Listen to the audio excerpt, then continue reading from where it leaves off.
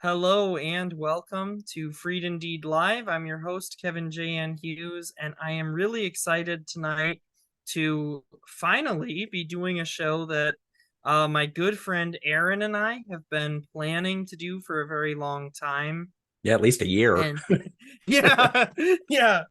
And I actually went on his podcast a while back and Which we I will talked. publish. I promise I will publish that episode. So I have it Oh, saved. I haven't. I didn't know you hadn't published it. That's all right. Yep. Yep.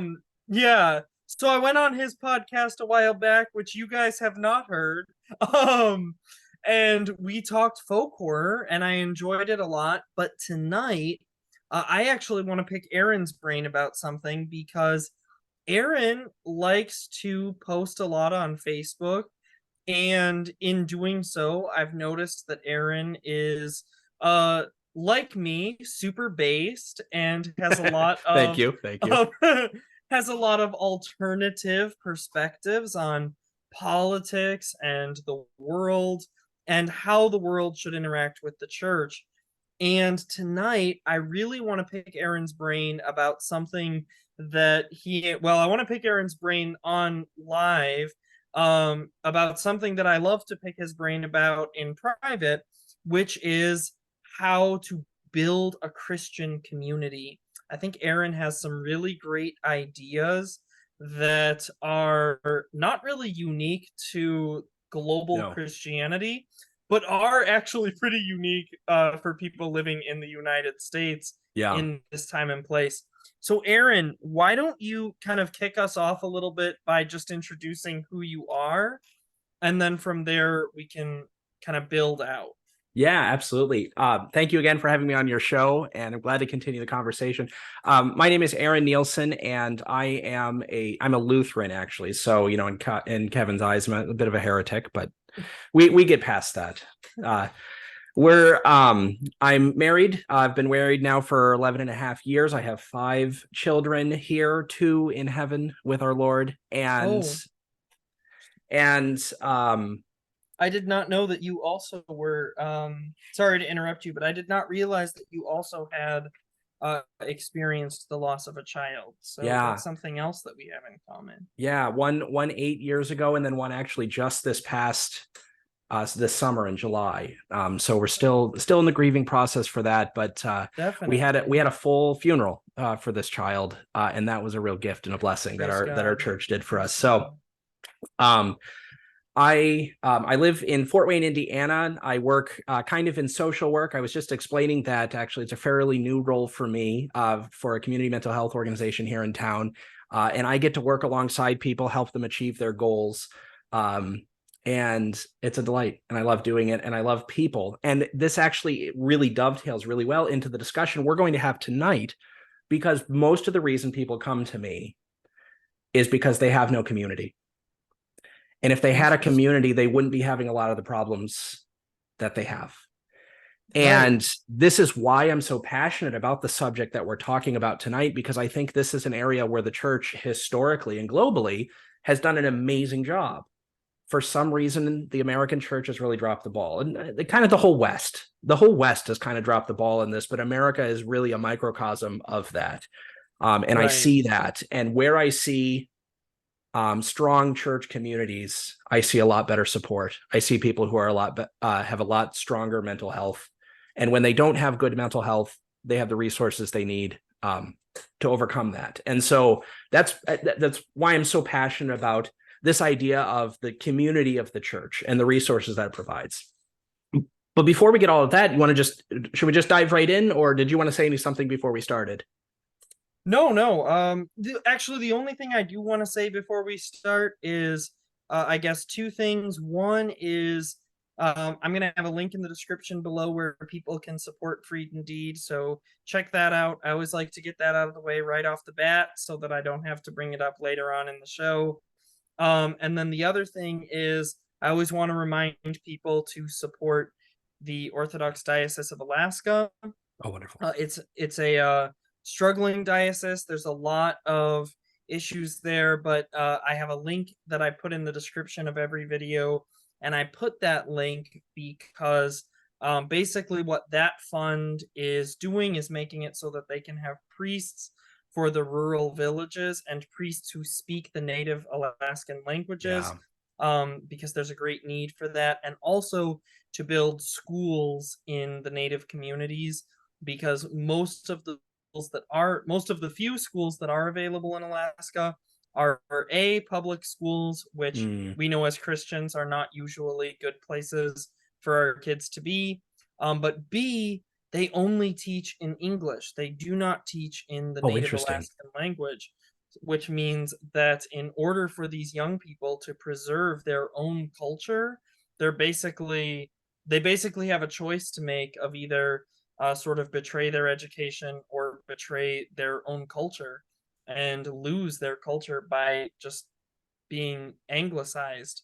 Yeah. And we want to avoid that. So we want to build schools that actually teach in the native languages for these people to preserve the beauty of their wonderful culture and give them, and in some cases, give them back the beauty of cultures that have been largely neglected because of actions of some people who we won't get into too much. You Yeah. can see Archbishop Alexei's talks on that and get a feel for what's going on there. But I just want to encourage people to support that.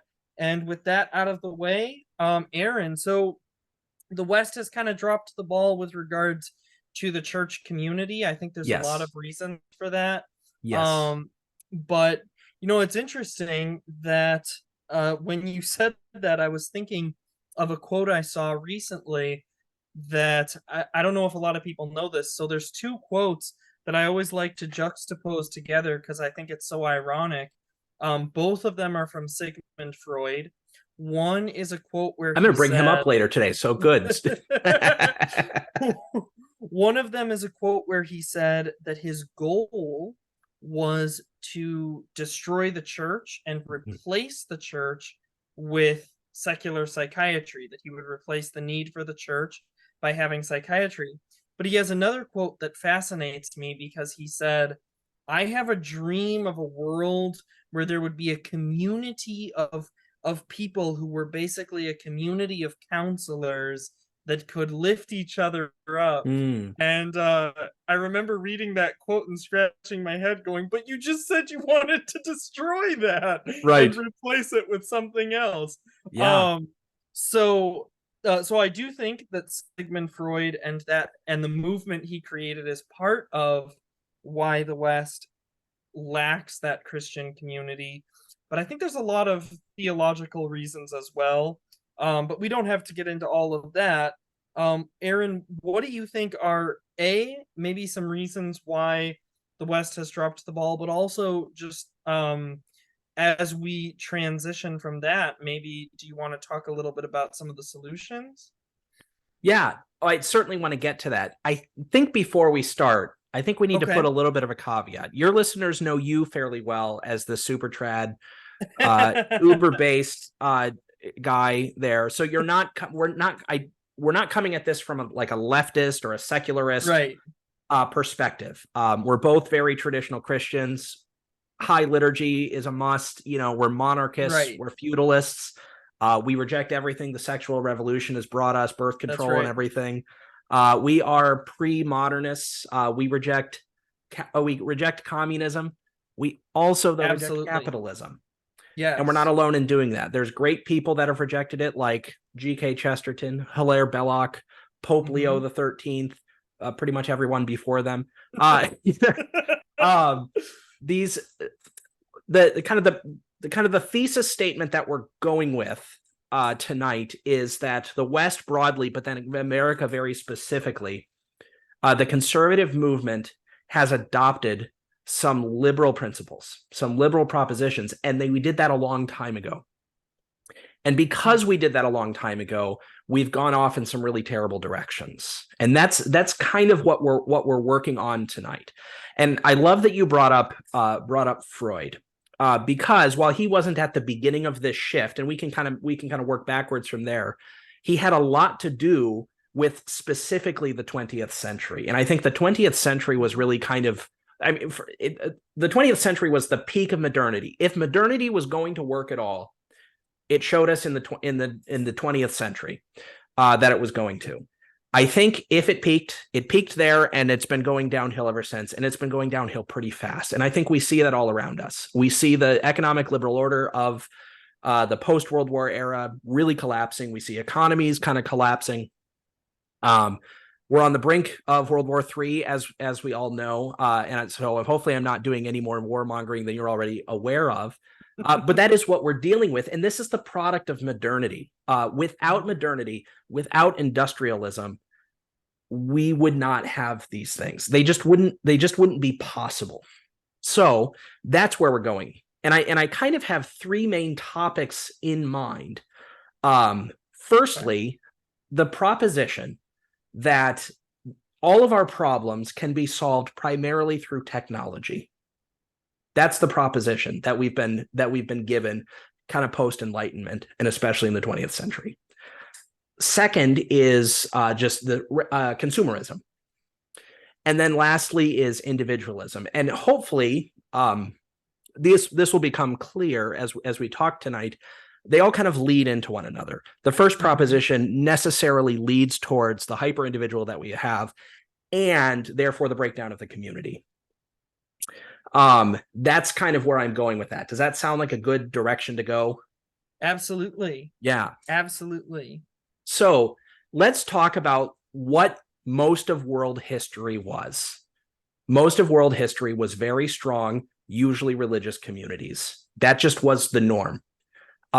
This is for a number of reasons. One, the technology kind of required it. Before we had, as we, coming out of the Garden of Eden, we're settling the world, I guess, and then doing that again after the flood.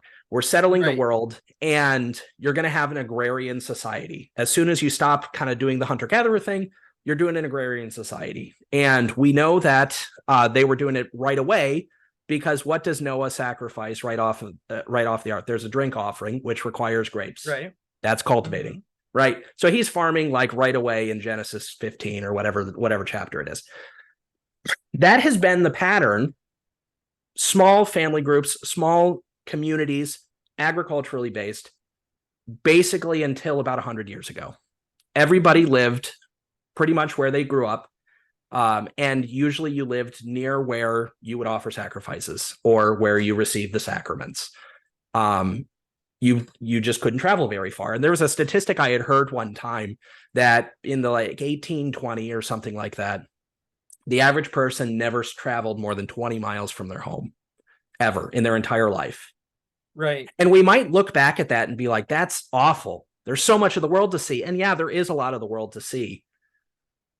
But there's also a beauty in that. There's a comfort in that.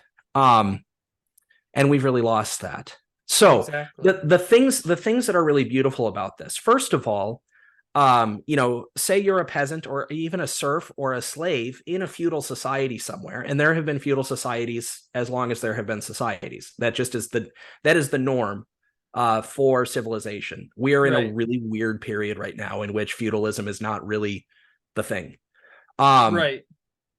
There's a comfort there that this plot of land, usually 1 to 10 acres or something like that, is the same 1 to 10 acres that my great grandparents were farming, and my great grandchildren are going to farm it. And that steeple over there in the distance where I hear the bells ringing and calling me to prayer, those are the same bells that my great grandparents heard, and Lord willing, they're going to be the same bells that my great grandchildren are going to hear. Exactly. That's a beautiful thing. We don't have that. We have so these societies, though they moved slower, they were much more stable, and we could go into that for hours, and you and I do. We talk for hours about this back and forth. But we get to this problem early in the Enlightenment period, early in the modern era. This is 18th century, 18th century. You have a man named Robert Thomas Malthus, who I'm sure you're aware of. He was a monk in England, or I guess he priest. They were not. That was after the Reformation. Anyway, religious guy, and he says, "We've got this problem. Population increases exponentially. Food production, on the other hand, increases only arithmetically, or mathematically. Just it adds. It Right. I sound like an idiot right now, but this is the problem. The population gets bigger more faster than food supply. So his solution was, we need more death. We need population control. We need fewer babies. And that has largely been the thinking that has pervaded, especially the 21st century, ever since, was it Ehrlich, I think, who wrote the book, The Population Bomb, in the 1970s. His predictions were entirely wrong. And so were Robert Thomas Malthus's. Now, the interesting thing is that the reason Robert Thomas Malthus's predictions were wrong is, it kind of goes into our next subject. The idea that technology is the thing that will solve this problem, because it really did. We did not have to start killing people off like Robert Thomas Malthus thought, because the Industrial Revolution happened, and this dramatically increased food production. And that then set us off on this path that technology is going to solve our problems. And so you see these two sort of ideas working their way through civilization, especially Western civilization, but also in the East, in China and India, you see these policies as well. These are the ideas. These are the ideas that are being used, and no longer are children being seen as a gift. And there's this, you've heard this before, when talking about like birth control and that sort of a thing. People will make this argument, and I think it's a terrible argument. They'll say, yeah, well, before the Industrial Revolution, you had to have a lot of kids so that they could be free labor on the farm. Now that we have mechanized food, you don't have to have as many kids. What an that's a stupid way to look at children. Right?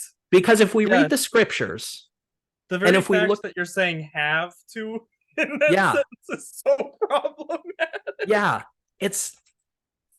if we read the scriptures never talk about children in this way.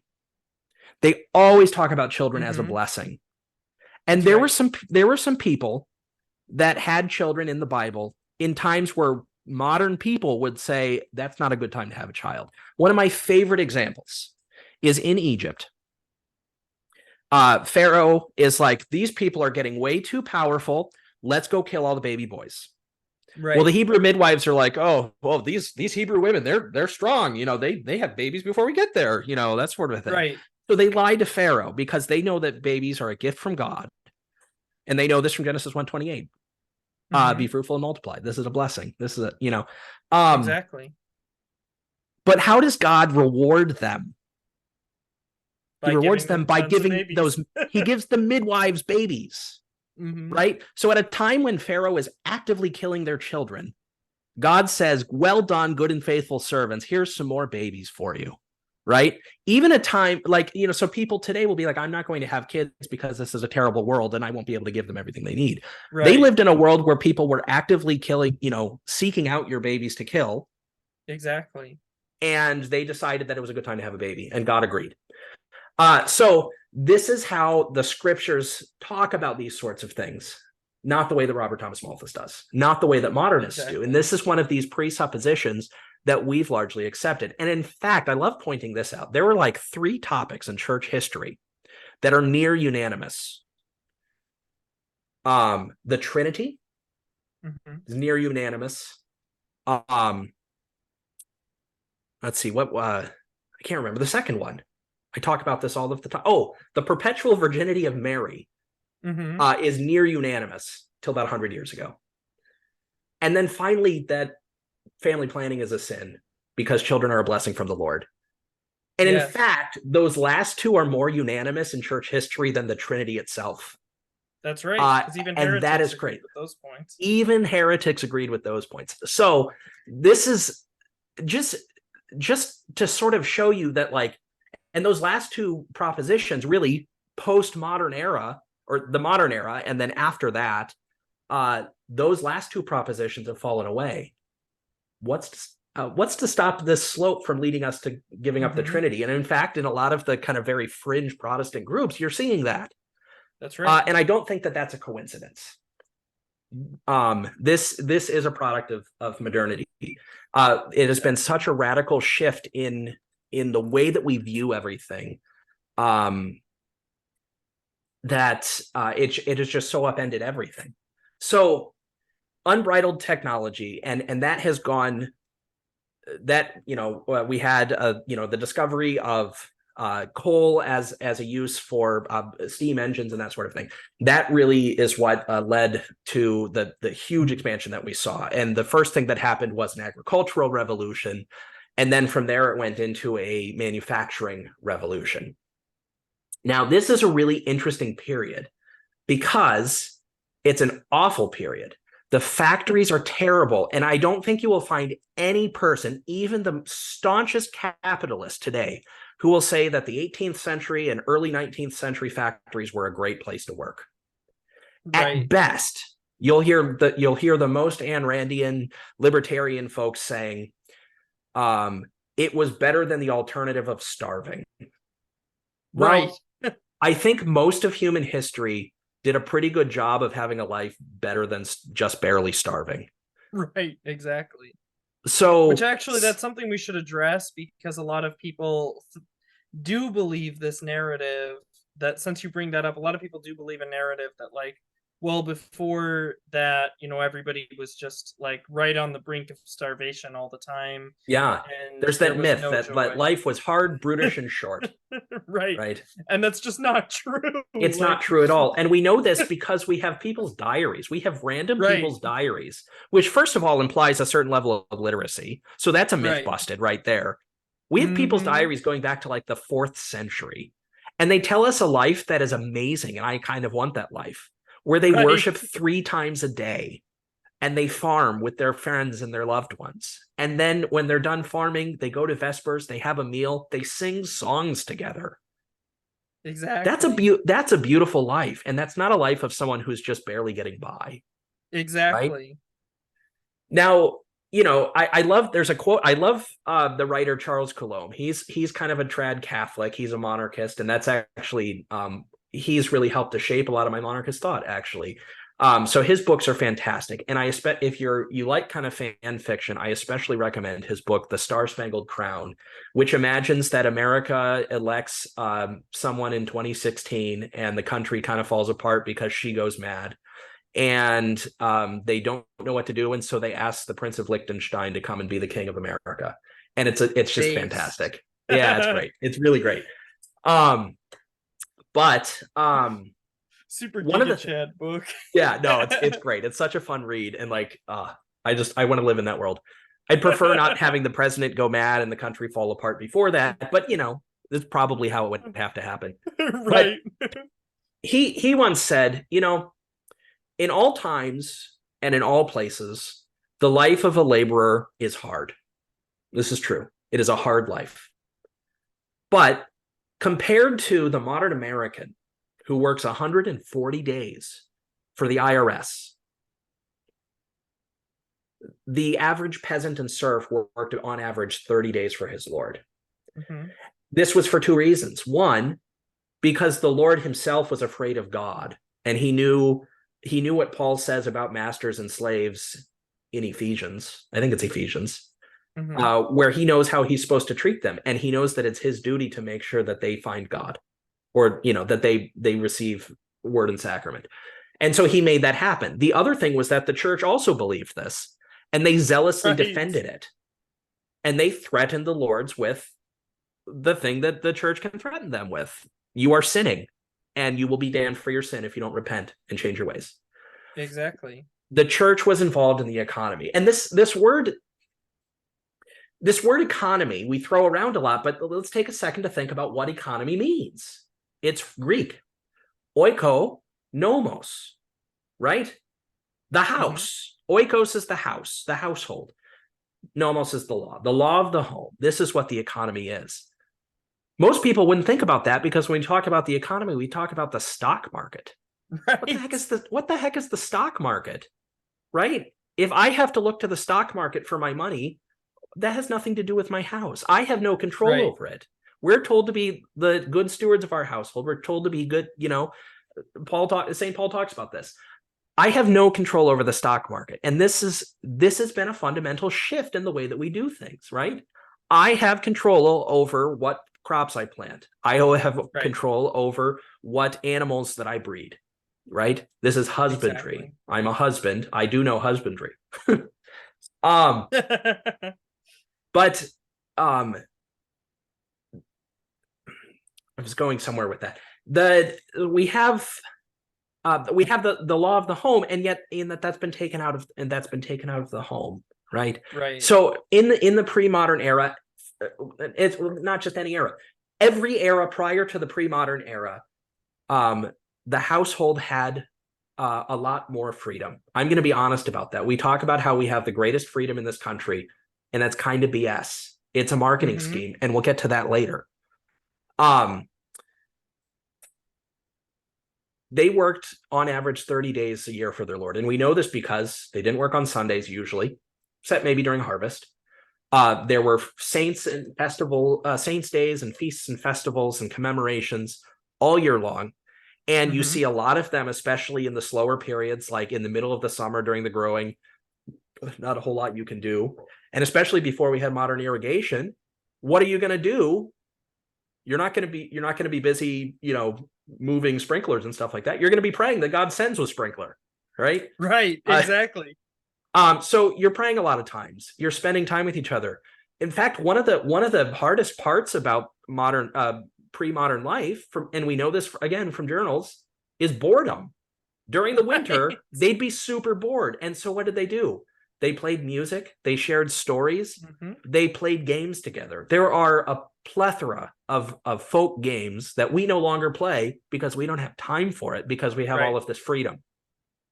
In fact, it's interesting you talk about that boredom, because this is one of my favorite stories about the West, and the church, and how the church advocates for the poor. And it's a story that a lot of people don't know, but you probably already do know this. Do you know why Halloween is celebrated in October instead of March like it is in the East? I actually didn't know it was celebrated in the East in March. So I don't know this, I'm sure. Okay. So in the very, very early times of the church, I misspoke a little bit, and I'm gonna get reamed for it, but so in the very early times of the church, the festival of All Saints happened in March. And in a lot of Eastern churches, mine included, we still celebrate All Saints in March. As Interesting. a result, we actually don't have a holiday of Halloween. Right. So most Orthodox Christians who I know, dress up and have Halloween parties, but Halloween is kind of a Western thing. We actually don't have it in the East. Yeah. Yeah. We don't have the whole Triduum and all that. We really don't typically have that. But in the West, you guys have Halloween. Yeah. And the reason why you have that is actually because there was a bishop who petitioned the Pope and said, the peasants keep getting bored all the time during this 3-month span when it's cold and there's not a whole lot of farming to do. And they're bored, they're tired, they don't have a whole lot to do. And we don't have enough festivals during this time to go around. And so the Pope at the time wrote back and said, okay, and he basically wrote up this document that created the Triduum. So he took all the Festival of All Saints and moved it to November 1st. Yeah. And then that way you get the Festival of All Saints, and then you have the Festival of All Souls, because right. remember, in the West, they believe in purgatory. So he said, hey, we have this thing called All Saints, but we don't have anything for people in purgatory. So what's up with that? Yeah. So he invents All Souls so that there's a whole day for people in purgatory. And then he said, but wait a second, there's no festival for the people in hell. And you're saying we need more festivals. Interesting. So he creates Halloween. Halloween isn't actually, it's a misnomer that Halloween is about hell. What Yeah. Halloween is actually about is it's the Hallows Eve, so it's Right. the Yeah. The eve eve of of All the holy Saints. ones. Right. But in a lot of countries, I made that joke that we don't have a day for people in hell. That was kind of a joke. But Right. in a lot of countries, it does kind of take on that. There's a sort of cynicism and a There sort of is. mockery. Yeah. So that ends up being kind of part of what happens in Halloween is Yes. this mockery of the devil, which is why he's depicted in kind of these goofy ways and people dress Yes. up as devils and stuff. So, and by the way, if you're going to try to say no, Halloween is pagan or whatever, No, it's not. just don't even try that, Yeah. because I'm like that Ron. I feel like that Ron Swanson meme I when know people more say than that. you. It's like I know more than you do. But Yeah. yeah, so it's just I like love this that is such a story great so much. example. It's such a good story. My people are bored. Give us That's another what- holiday, Pope. I love this. I love this so much. And he And it says, "I'll really, give you 3." I'll give you 3 holidays.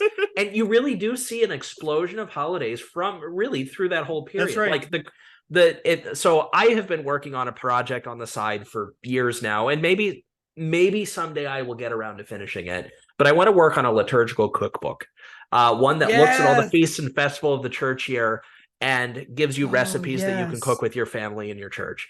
And it is a very large project, and I've been working on it for years. But and I'm You know nowhere what's close to done. interesting? Because there are Yeah, individual cookbooks for each liturgical season. yeah, But I don't know of any. I could be wrong. If you know of one, put it in the link in the yeah. comments It'll because help I me want to with my see it. research. Yeah, absolutely. But So I don't know of any that combine the whole. yeah, Just take so all of those and put them yeah. So I call it yeah. So that's something that I want to work on. But like I have the most resources for basically November to like mid-January. together. The Christmas season is absolutely packed with celebrations. You know, in the West we have St. Lucia's Day, which I always make saffron buns with. I cheat. I use turmeric instead of saffron because I'm poor. Right. You know, but then you have St. Nicholas Day, which is always a really big one. You've got St. Andrew's Day. You've just got the calendar is packed with saints' days and fun activities to do during that. Really leads to this. Our people are really bored. Let's give them something pious to do. Let's have them do prayer and fellowship together. And they had a lot of time to do this, in such that they really only worked like 30 hours or 30 days a year. Mhm. They worked very, very hard those 30 days. And then, and actually, well, and to be honest, that was to pay their tax. That was to pay their, well, Right. it was rent. It was feudalism. It was called the tax, but it was a rent payment, basically. Right. The rest of the time, And they they got to feed their worked. family. Right. Yeah. They worked for approximately 150 days a year, Yeah. which is still dramatically Less than what we than work. we have to Right. work now. Yeah. And that's, yeah. So there's really no comparison. And this was the life. Which is why, and you and I have talked about this here, we took a kind of fundamental flaw at the Reformation. And I know Kevin will not disagree with me on that. And you really hear this in the concept of the Protestant work ethic, right? So again, this is a technological solution to a problem, right? So you have the idea, idle hands is the devil's playground, which we'd agree with. Saint Benedict in the 4th century, he says your ideal day should be 8 hours of rest, 8 hours of work, and 8 hours of leisure. But by leisure, he meant prayer and fellowship and, reading the scriptures, that sort of thing. That was his idea of leisure. You were still doing something. Right. Leisure is a dirty word now, and it was to the kind of mostly kind of Calvinistic Puritans is where it really was, but that has really shaped the West. Puritans. I know, Puritans are the worst. So sorry, I'll actually let you talk now. No, this is fun. I love the banter. So the Puritan, it really took off in kind of Calvinistic circles, where instead of filling that time with feasts and festivals, because feasts and festivals are satanic and pagan and Catholic and that sort of thing, yeah, they had to fill it with something. Well, what did they fill it with? I would like to argue that they filled it with an alternative religious structure, and that is capitalism. And I know that's kind of a hot take, but I think but it's very much not a unique take. And I actually have several whole books talking about this and the fact that, and these are books by Calvinists, by the way, not by people like me. I'm glad Not there by are people some like me and Calvinists Aaron. out there that are So yeah, so there's tons of Calvinists who will actually admit this, and some of them even say, yeah, the Puritans did a really great thing because they got rid of these papist ideas of the sacraments and replaced it with elevating people's work to a sacrament. That's the way yeah. that they sort of spin it to make it So sound even they nice. get it. Even they Right, they get get it. it. They get it. Yeah. They spin it, but they get it that this is what Puritanism did. It eliminated, and that's why, by the way, I have always said liberalism is actually a form of Puritanism. Uh-huh. Because what is feminism? Feminism is just women noticing, hey, I don't get to partake in this sacrament, and that's not fair. So Right. I'm gonna go I'm gonna leave the home, let some other woman raise my kids, if I have any kids. And then I get to work now too, Right. so that way I get to partake I get to of participate in this this. sacrament. And Yes. so that's exactly what happened. And that's just one example. There's lots of Yes. examples that I could point to, where Puritanism is liberalism. And if you want proof from somebody other than me, head over to the northeastern states and go to any of the churches actually founded by Puritans, Mm-hmm. and they are the most liberal churches in Yes. America Yep. today. So, And it is still, a Puritan is still a good test even for the secular left. Even for mhm, the secular left, they are Puritans, and they wouldn't. that's I right. don't even know if they would balk at that, because it is a purity test. Do you hold to Right. a certain set of doctrines fervently enough? That's right. That's what it's all about. Bill Clinton didn't balk at it. He straight up Yeah. said that he was a Puritan. Right. Yeah. So Sorry. the Protestant work ethic. You see how it has replaced the life of the church, the fellowship and life together, and the community with work as a sacrament. And that has taken over all of our life. I find it really interesting that in the 1910s, 1920s, there's a kind of a liberal, secular Anglican economist. He might not have been Anglican, of course. He was in England, so of course he was an Anglican. But Right. but he, a liberal economist, John Maynard Keynes, and all of your libertarian listeners, if you have any, are cringing right now that I'm talking Right. about Keynes. But he predicted that by the 1970s, people would choose to work maybe 20 hours a week, and the rest of the time they would use on leisure. Boy, was he wrong. He was wrong, but I don't think he was wrong for the wrong reasons. Right. The reason he was wrong is because he didn't foresee what was coming immediately after him. You brought up Freud earlier, and Freud did hate the church. Freud had a nephew. I don't know if you knew this. His name was Edward Bernays. And Edward Bernays is basically the father of American consumerism. He is the inventor of planned obsolescence as a concept, right? Whoa. What he wanted to do was use his uncle's philosophy to help corporations make more money. And he did that really, really, really well. For instance, there's this great story about part of the work that he did. Lucky Strike, the cigarette company, had done, in today's dollars, millions of dollars worth of market research to find the perfect package for their cigarettes. And it was beautiful. It actually was very nice looking packaging for their cigarettes. But women were not buying it. And the reason they weren't buying it is because it was green, and green was not really a popular color back then. And so they said, we need you to help us sell more cigarettes to women. And Edward Bernays' first thing was, we'll change the packaging. They said, no, we can't do that. We spent too much money on the packaging. We're going to keep that. Right. We need another solution. So he makes green cool. And he does that by throwing a big party and getting all of the socialites to come to it. And it's a green party. and all of the food is green, and the decorations are green, and everybody's supposed to wear green things, and it is the talk of everything. After that, women started wearing green dresses, and now the Lucky Strike package matched with their dress, and so they were more willing to buy it. Right? Wow. He did other things. Another one of his big pushes was changing car styles. The auto manufacturers did a really great job of getting cars into everybody's hands in a span of about 30 to 40 years. 1910s, 1920s, like 5% of the country has cars, just the people that want them. And Right. most people didn't want them because you didn't need it. You could walk to everywhere, and if you couldn't walk to it, there was probably a trolley that you could get you there, because every city, even very small ones, had some sort of public transportation that was pretty robust. Man, that sounds awesome. It really does. It really does. And this isn't even like a liberal thing. It just was a like, oh, we need to get from one side of town to the other. So, Right.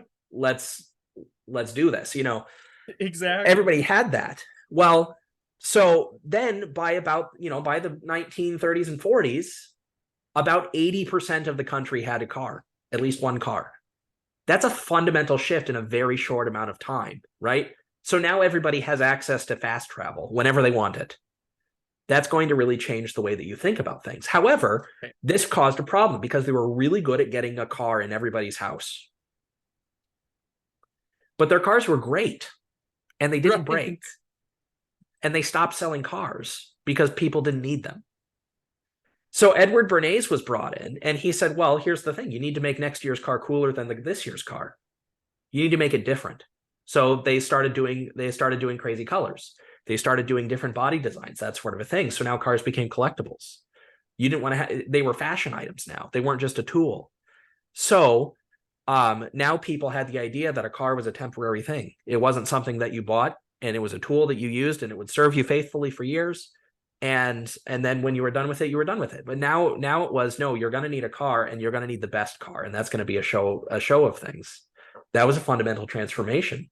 Another thing that's not entirely related to our conversation, but I do find it interesting nonetheless, a bacon company wanted to sell more bacon, and they brought Edward Bernays in, and he invented the idea of the American breakfast. And he got scientists to come in and say, or doctors to come in and say, you need to have a lot of protein at breakfast. Because for most of human history, breakfast was, cereal, oatmeal, that sort of a thing. Right.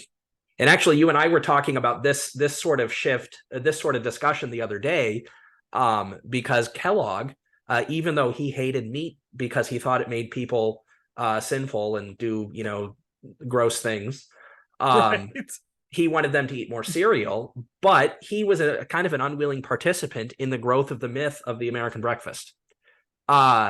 He benefited just as much as the bacon company from Edward Bernays' push to make breakfast a much bigger meal than it ever had been. Right. This is the power of Freud's psychology on the consumer. And we see that really today. You and I are hopelessly addicted to Facebook. I mean, I'm going to be honest with it. And this is a product of Freud's philosophy. They know our brains better than we do.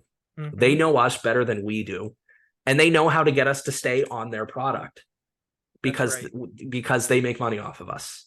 That's just the way it is, right? So technological solutions, this technological mindset combined with the Protestant work ethic, produce more stuff. Well, then we have the problem. We have too much stuff and nobody's buying it. We got to get people to buy it. We're going to use psychology to do that, right? Now we're getting more into the present. So you have the 1950s, you have the 1960s. And like I said earlier, if there is a peak of modernity, that's it, right? Especially in America. Now, the 50s and 60s in Europe were not quite as good. Half of it was under the Iron Curtain of the Soviet Union. Right. The other half of it was still rebuilding from World War II. But who was rebuilding it? It was the United States. And they were rebuilding it in the United States capitalist vision. And that has really devastated Europe. And it may not look like it's devastated because there are many places in Europe that are still beautiful. and people in general are happy in Europe. But they're also part of this kind of modern culture. And like I said, I think America is a particularly bad case of it. Right.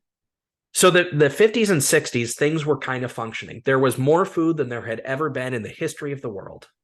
Everybody had a car, including teenagers. And in fact, while there have always been teenagers, this was really the first time that teenagers as a block could be marketed to.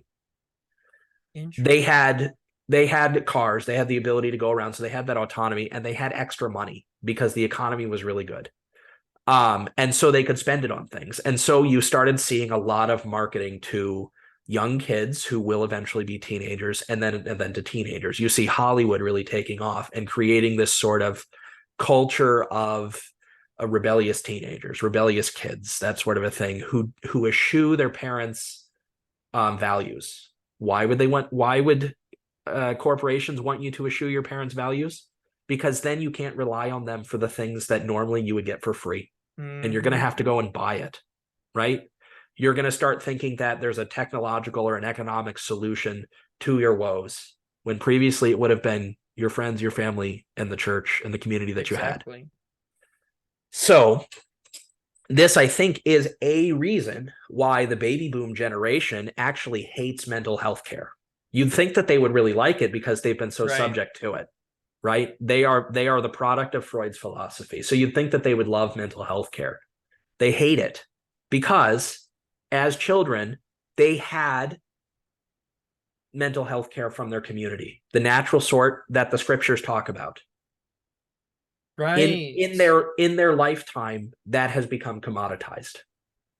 And so when our generation is depressed, when our generation is depressed, and we go to them and they say, well, just, I did it, I was a teenager once and that was hard and I grew up, but why can't I do that?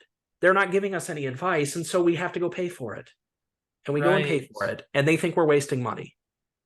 But it's because when they were a kid, they got that support for free. Right. Exactly. And we don't. And this is the loss of community. Right. And then they were marketed to in such a way that they end up rejecting that support, which is why we don't have it. Or I shouldn't say we, because you and I are both working to change that, but why the majority of Americans don't have it, and why I'm assuming you, but certainly me, when I was a kid, didn't have it. I mean, when I was a teenager, I didn't have any community. I think I had it. I think I had it better than most, but compared to most previous generations, those kind of, the Gen Xers really had kind of lost community, although they still had it to some extent. Right. There were third places, which is a concept that is really important. A third place is basically just a place that's not home, that's not work, that you can go out and be with people. And we don't really have many of those places. And the places that we do have require you to spend a lot of money at. And this, you see the malls coming up in this kind of mid-century period. And actually, this is really interesting. The guy who invented the concept of the mall, he was a big believer in the third place concept, though I don't think he used those words. Once the first couple of malls were built, he disavowed the entire project and said, this is stupid. This is really dumb because it's a fake environment designed to make you spend money. And that's not what he had in mind at all. What he envisioned was a recreation of sort of the small walkable town center that people would desire to be in. And we didn't have that. And what they created was this consumerist monstrosity. And it's no wonder that they're collapsing. It's no wonder that they're collapsing because you get in your car, you drive there, and it's nice, but, what do you do there? You have to spend money, Right. So exactly. Because the community, all of the things really interesting about the history of malls, though. Yeah, it's really great. And if you have a show notes page or something, I'll send you some links to put on there. There's some great stuff on the history of the mall. There's some great stuff on technological society and this marketing that we're talking about. So all of these things that the community used to provide for free, you now have to pay for. And Right. when you have to go and pay for all of these things, it changes the way that you look at your community. Now, mental health care mostly, and and I see this in my work. I do kind of social work, and sadly, most of the mental health care that is being done is because of dysfunctional families. It's being Right. done because damage has been done to families, because families are now no longer a place of peace. They are a place of torment for many people. And while there have always been bad families, we read about some in the scriptures, we read about some in antiquity, that sort of a thing. Um, I think there are more of them now. I think a higher Hmm. percentage of the population is a dysfunctional family. And if it's not 50%, if it's higher, it might be higher than 50%, but we'll just say 50% of families are dysfunctional. And this is a real problem. And I am saying that it is a direct result of this. Um, so what do we do about it? Right? We can't necessarily just repristinate medieval Europe. Right. We can't do that. Just like nuclear technology, um, cars are here, the Industrial Revolution is here, that sort of a thing. But here we are, we're living in this world in which our churches largely are shrinking, especially in the West. Western churches are shrinking. It sounds like your Orthodox churches are mostly growing in America, and thanks be to God for that. And I It's pray that true. that never Praise God. stops. I think it's because they kind of fundamentally reject this philosophy. Right. And I think the churches that are rejecting the consumerist philosophy, that are realizing that, hey, you know what, maybe this liberal economic experiment was actually not good for us, that it doesn't make sense. Right. Um, the churches that are rejecting that, I think the Lord is blessing with growth. And not necessarily just because they're doing the right thing, but because that's how a functional community works. And people want a functional, stable community, and that's going to attract people. Here we are getting psychological again. Take that, Freud. That's right. Well, I think you're absolutely right. And I think, actually, I'm reminded of, now that you bring that up, there was actually an Orthodox magazine for a while. I think they're printing it again, but it went out of print for a time. And that magazine is called Death to the World. I'm gonna write that And down. it's it's really cool. It's like kind of it has kind of this aesthetic that's very much like punk rock kind of aesthetic, but this is exactly the sort of thing that they're always talking about, is this concept of death to the world, I love that. because what you're talking about is so true. You can't just mimic the world and Mhm. expect the world to come to you. Right. It's like these mega churches that are constantly going up and then collapsing. One of the reasons why that happens, and it's so hilarious to me, by the way, because you'll always see these like liberals writing articles that are like, ah, Christianity is dying in this town.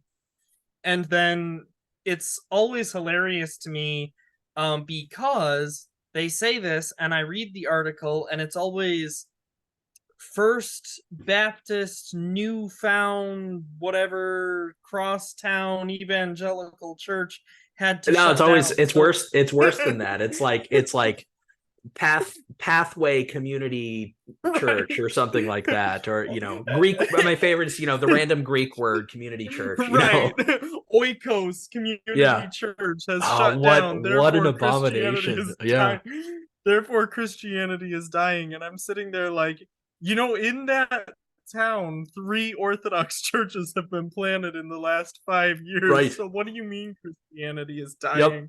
It's like, but I think you're absolutely right that it's because the churches that are dying are the ones that have embraced the world system, Yeah. while telling people you need to reject they tell people, your enemies are the world, the flesh, and the devil. Yeah. But then I say, oh, so capitalism is bad. And they go, no, capitalism is the best thing since sliced bread. Right. Right. Just try, oh, people starve without capitalism. There's no food, blah, blah, blah, blah, Yeah. blah. And it's like, well, wait a minute. I thought you said to reject the world. Right. But churches like the Orthodox Church or trad Catholic churches Yep. are growing, and they're growing Yes. because they actually reject the world And system. they're consistent. Right. I think the People trad like you actually Catholic believe what thing you're. will probably fall I away do. after a while We could have a because whole conversation about that too, because it largely is a Protestant movement too, right, it is. which is really interesting. So yeah. And their own pope keeps trying to stamp them out. Yep. So Yep. I don't know how long they can survive, but I'm Yeah. glad to see them growing now. I'm glad Yes. to see them growing now because they're trying to be faithful to tradition in these things. Yes. But when you eventually get tired of having your pope persecute you for loving tradition, you're welcome in orthodoxy, guys. Yeah. um Right. but And there's but even yeah, a so Western Rite. If you want your Western Rite, they have the that's Gregorian Rite, and it's pretty that's darn right. close. You know. That's right. Exactly. I don't think So we have too many Western Rite that are in Latin, but it's the same kind of concept. yeah. So yeah, but it's just as kind of an aside, you see the consumerism even affect the church. Mm-hmm. To my shame, I drive past I'm Lutheran. I drive past 5 Lutheran churches, including the one that I was baptized at, to get to the one that I go to. And I do that because the one I go to is the best. But like even that thought process there that I just went through, you see how it's been infected by consumers. There's a Lutheran church I could walk to. I made the consumerist decision to go to the one across town. Right. I'm not going to not do that, but it does make having a community at church that much harder. We put in the work because we believe it's right, but it is really hard, and we did that to ourselves. Right. You know. Um Is that because the churches that are closer to you are super liberal though, or what? Because I like I couldn't go to, like if there was a church that was super close, but then there's yeah, another church that's I wouldn't objectively better, like more yeah, faithful. I wouldn't necessarily call them liberal, but as we said at the beginning of the show, liturgy is very important to both you and I. Right. I believe kind of the official position of the Lutheran Church is that liturgy is technically adiaphora. I kind of disagree with that. I'm not alone. There's an entire magazine called Gottesdienst that their slogan is proper liturgy is not adiaphora in Latin. I forget what the Latin is, and I didn't want to butcher it, but that's their slogan. So I'm not alone in saying that. But the church that I go to, it is very devout with the liturgy. One of the things that really attracted me to it when we were church shopping, I'm cringing at my own terms. I just said church shopping. But when we moved here, there are 52 churches within my denomination within a 25-mile radius of downtown. That's a testament to the local community, by the way. Those were all planted in the 19th century when you would go to the one closest to you. Right. And thanks be to God that they're still there. I am thankful that there are so many churches, and I pray that the gospel continues to be rang out. But most of the ones and the ones that I have passed do not have the same liturgical philosophy that I do. And in fact, that's why I don't go to the one that I was baptized at. And I haven't been to that church in 25 years, probably. What really attracted me to the church that I do go to is that the pastor, you can tell the pastor believes what he's doing because he does it very deliberately. I saw him, making 90-degree turns in the chancel, facing the altar, genuflecting. He washes his hands before touching the communion vessels and consecrating the elements. And that is a very traditional thing to do. He prays Psalm 26 while he does it. And it's one of my favorite things to see. And we ring a bell as he's consecrating the elements. And it is beautiful. And we use the same liturgy, or we use the same lectionary that the church has been using for at least 1,500 years. Mm-hmm. So I can go back 1,500 years and I can tell you on any given Sunday what text they were probably listening to. And that's what my church does. And I believe that that's really important. And so I'm thankful for that. It's actually really interesting. There are two churches that are very, very, very traditional in Fort Wayne, and they're about a mile apart from each other. They're both on the other side of town from me. And they're both That's wonderful awesome. churches. And I have many good friends at the other church. We actually chose this church because we felt like we could be more part of their community because it's much smaller. Right. And I'm thankful that we made that decision. And because our churches are so close and they share such good philosophy together, we do a lot of things together. And it's really interesting. We have a Bible class after our Mass on every Sunday morning. And there is a handful of people that they will go to Mass at their church. They'll go to their Bible study, and then they'll come to our Bible study also. And I've become really good friends with them. And it's really beautiful. Nice. And it's really beautiful. And that's how close it is. And so that's why I've made the consumerist decision to pick the church that I do instead of going to any of the 5 that are closer. Well, it's interesting you talked about, I mean, I think to a certain extent it's not a consumerist decision. I mean, I'm tempted to say, yeah, it's a consumerist decision because you're not Orthodox, you're Lutheran. Right. So, There is an Orthodox but church close. I pass an Orthodox church to get there too. So. well, see, there you go. What are you doing? What's the matter? But you did point out something. You said that the church you go to is very liturgical, whereas the ones you pass aren't. And so I'll defend you a little bit, although you I should be appreciate going that. to the Orthodox one. But I'll defend you a little bit as far as it being whether it's a consumerist decision, because you said one thing that was important to you was that the gospel would continue to be rung out. Yeah. And if that's important to you, then the liturgy is important to you. And Mm-hmm. here's why. Let's say, God forbid, your pastor at your Lutheran church passes away tomorrow. Mm-hmm. I hope that's not what happens, but let's say that happens, and he's replaced by somebody who is not an effective Yeah. pastor. I'm assuming you love your pastor, and he's very Yeah. effective, very good at teaching and preaching Yeah. and all these things. Let's say he's replaced by somebody who's just a total doofus, Yeah. has no idea what he's doing, maybe even doesn't care. He spends his Yeah. whole week, sitting watching TV, and then just does like 20 minutes of prep work Yeah. for a 30-minute lecture, Yeah. and just does not take his job seriously. The beauty of the liturgy is that if he continues to use the liturgy that has been given to him, then every single week you'll still be receiving Yes. the gospel. And Absolutely. every single week, everyone there will still be receiving the gospel, even if this knucklehead does Yes. not care. And even if he's a total heathen, Yep. does all kinds of sinful things all week, you're still receiving the gospel Yeah. every single time because it's the liturgy. Absolutely. Whereas any of those non-liturgical churches that you pass to get to that church, if their pastors, let's assume that they all have wonderful pastors, Yeah. great guys who you and I would both respect, you would respectfully agree with, I would respectfully disagree with, Right. but Right. we would both respect them and we would both honor them as good and faithful men who are doing their best to honor God. Let's say that they passed away tomorrow, any of Yeah. them passed away tomorrow, and they got replaced by a total knucklehead.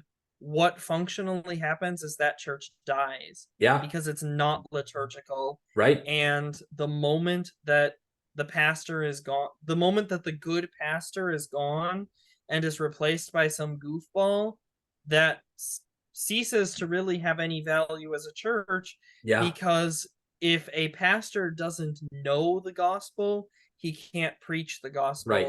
And if he doesn't believe the gospel, he can't preach the gospel very well. No, you make excellent points. Whereas a bad man can be a good Orthodox priest if he just shows up and does the liturgy correctly. Yeah. Now, he won't be a great Orthodox priest. He'll never be a saint.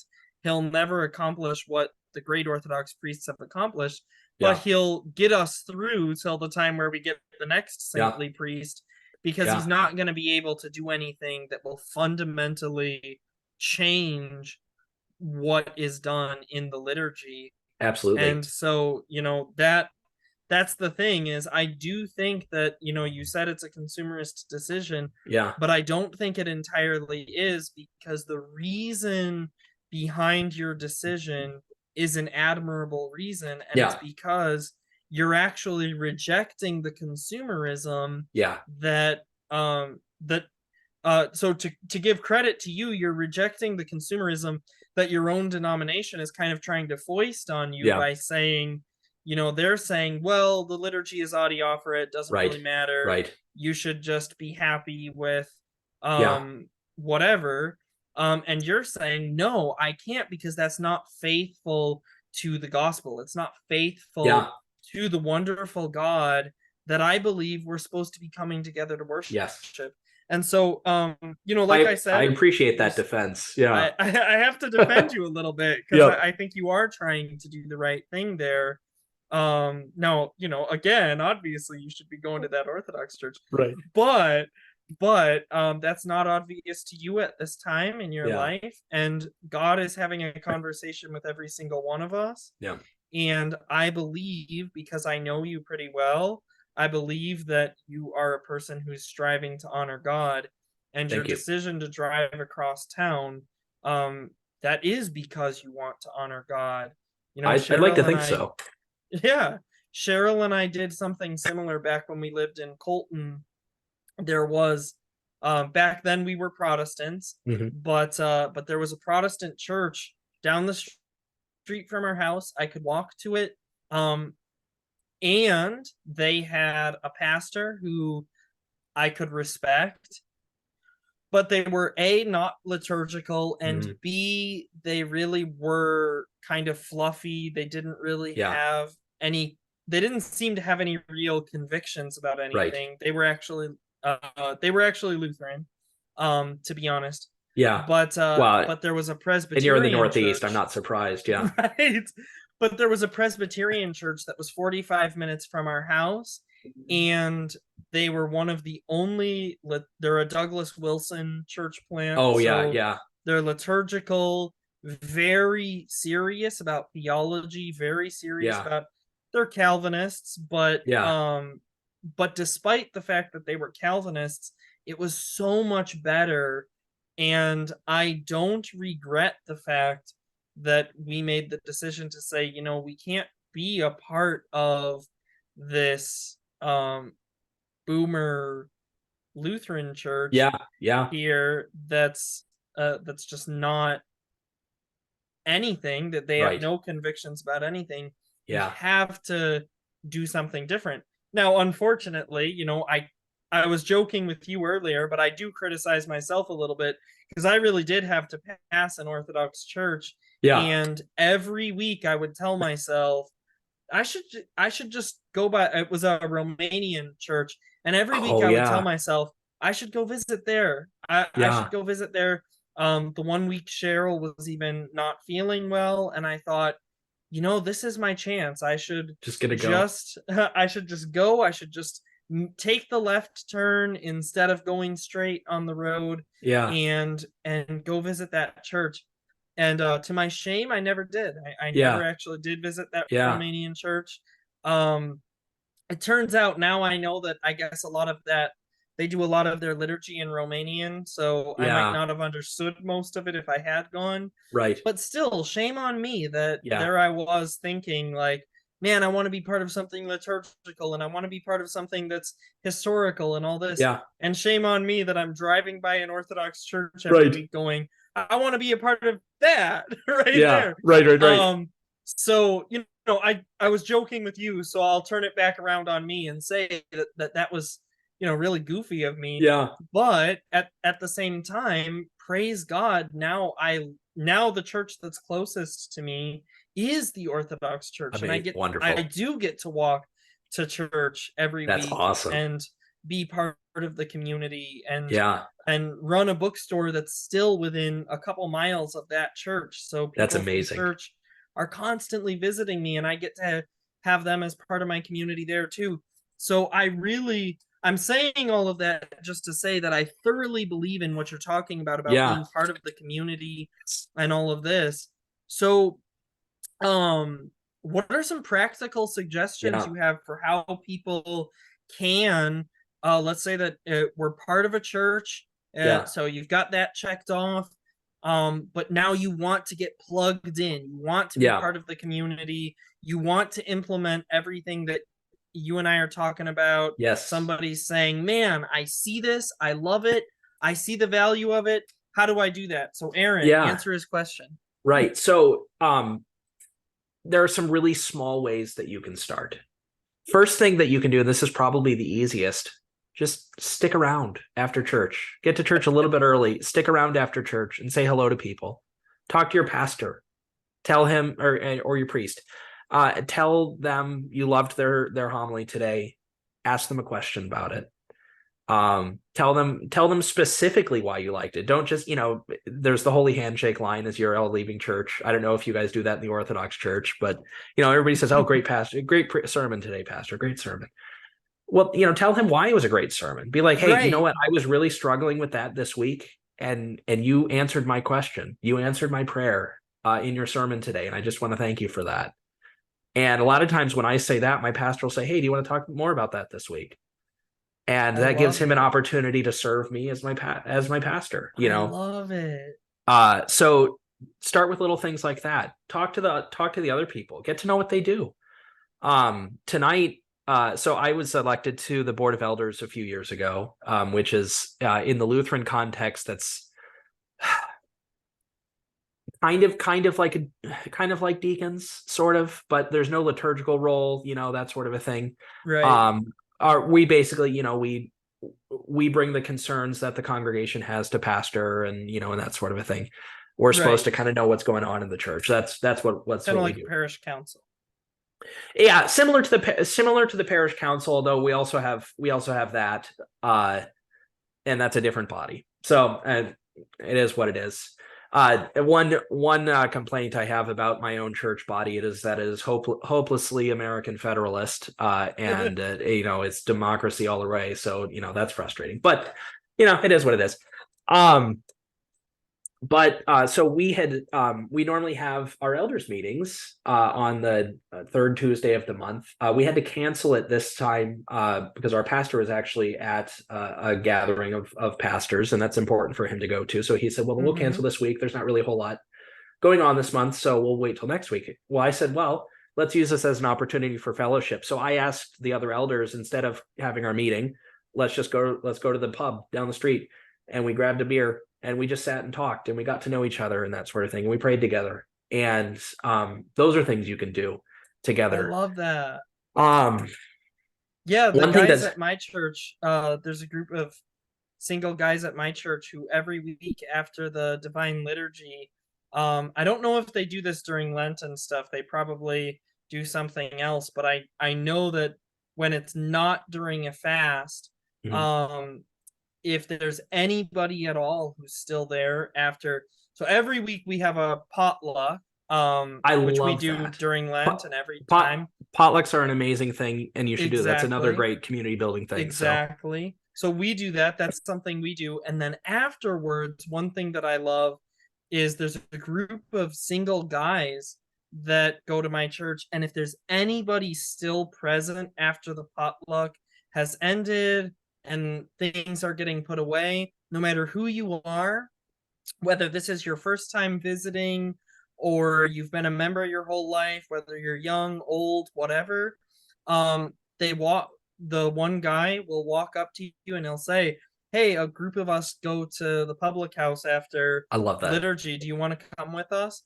And they'll offer a ride. Yeah, Whatever needs to happen for you to get there, they'll make sure you can get there, and it's just beautiful. I don't go yeah, super often just because I'm not a single right.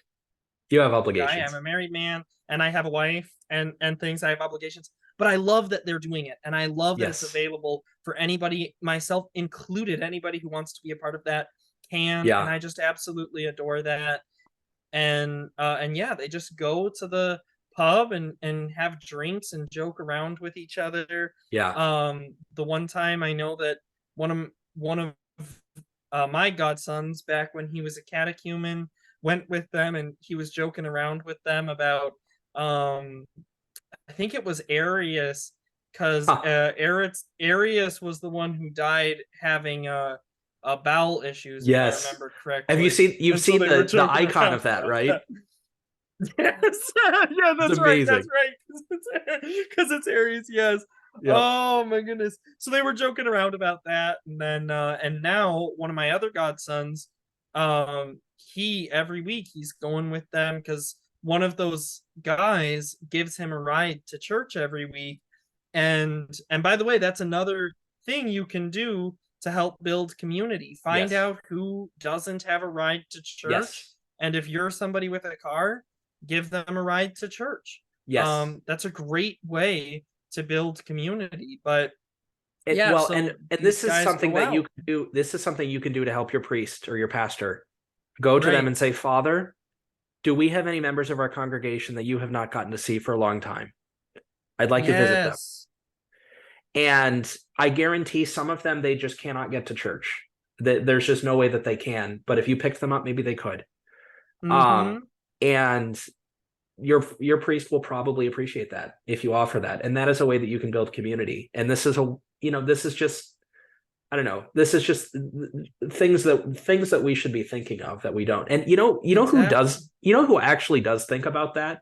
I'm going to give them a little bit of credit here. I'm normally bashing them, but Baptists actually do a pretty good job of that generally. It's I true. don't They know if have this is, bus they have services and all sorts of buses. things. They have buses. They think about this. Now they've kind of institutionalized it, but they do it, and the church is providing that Right. because they think it's important that people gather. And I think we Exactly. should think that it's important that people gather too. Exactly. We should be doing all of those So things. so yeah, read get to know the people, linger, say hello to people. If you want your church to grow, we can talk about what best practices or whatever. Just say hello to people that you don't recognize. Will go a long way. And I know this personally because I'm just an outgoing guy. And so when I see people at church that I don't recognize, I will go and say hello to them. And there are at least half a dozen people that have joined the church simply because I said hello to them. In most churches, nobody said hello to them. Right. And they've told me that. And I'm not being prideful or anything like that. They have told me this. They joined our church because Mm-hmm. I said hello to them. And they thanked me for that. Yeah, I know exactly what you're talking about. I do the same So thing. Every time I see somebody I don't recognize, I go up to them and I talk to them, and and it's have really awesome. It's and just just have a conversation with them. Don't try to sell your church to them. right, They already chose your church. They're there. right, Now you just get to know them as a person. Oh, what do do you live nearby? What do you do for a living? Are you married? You got right. kids? That sort of a thing. Um, just be authentic, just be curious, and just love your neighbor. It's not really all that hard and complicated. This is I So when we were talking about the buses, I kind of joked about they kind of institutionalized it. This is another problem I think that a lot of churches have is they overthink it. They think that if they're going to have some sort of event, they need to like have a planning committee and they need to sell tickets and Right. that sort of a thing. Um, and and I get it. And there might have been a time where that was necessary, but I don't think it's largely necessary. We talked about potlucks. Potlucks are a great way to have an event that doesn't require planning. Now you could have some level of planning. Like at our church, when we do potlucks, there's a couple of widows that live together, and they always bring a meat dish, and it's amazing. And they have That's just the awesome. best smoked meats and that sort of a thing. They Oh cover the wow. meats. I'm the salad guy. I always bring a salad. That's what I do, and people look forward to that. And then there's dessert people and there's drink people, and we got it all covered. So we did that Right. level of coordination, but it's not like we didn't plan like, oh, in six Nobody had weeks to we're set gonna up have a it. committee. Yeah, nobody had to set up a committee. We don't even have a sign up sheet. We just sort of know, and it just works. And that is part of the beauty of community is you start to know what people are good at, what people are like, and you just sort of, this is what it is. This is what we get, and it's beautiful. And we have wonderful conversation. We do a potluck at our church once a month, second Sunday of the month, and that's always really fun. It's Nice. right after the Bible study. So pastor ends the Bible study with our table prayer, and then we go get our food and that sort of thing. And it's just great. Another thing that our church has done that I really love. Our organist loves to teach English country dancing, line dancing, circle dancing, that sort of a thing. So twice a month, she and a friend call and teach English country dances for us, and we do that. And actually, so they do that in the afternoons on Sundays. But because we live so far away, this actually might have helped the community that we have. We're like, we don't want to go back and then come all the way back here. So we just stick around at church.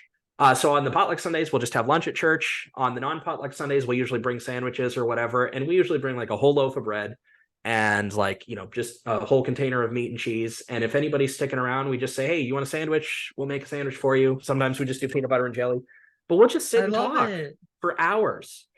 I love it. At some point, there's some toys and games that the kids can run around and play and that sort of a thing while we're talking, but we have some of the greatest conversations with that. Like there's a real core of people that just about every Sunday are sticking around for at least an hour after church just to talk and that sort of a thing. We've really so much, man. Yeah, it's really great. And I actually this year we're kind of forced to do it because not only do we have the dancing twice a month that we do in the afternoons, but my son is going through a catechism class, or my second oldest son is going through a catechism class. That's in the Sunday afternoons as well. So every Sunday we're stuck there, and so we just sit and talk and that sort of a thing. And it's been really wonderful. And these people have become my best friends. These are the people I want to spend all of my time with. And we have, text groups that we're keeping in touch all week, that sort of thing.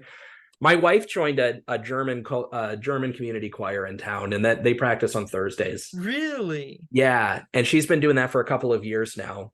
Does she speak German? She doesn't. It's getting better, but she doesn't. But she can pronounce it well, apparently, and so they appreciate having her.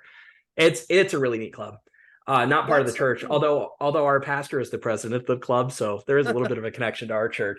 But it's a fun time. But she has her practices on Thursday nights, and so I was like, so I get the kids down to bed. My kids go to bed at like 7:30, 8 o'clock, which is relatively early, and I'm really thankful for that. So I said, well, hey, if you're going to be out Thursday nights, I'm stuck at home, but I'd like to do something social too. So I just started having an open invitation. And this is, I was kind of getting into this before. Don't overthink your events. Don't think that you have to like roll out the red carpet.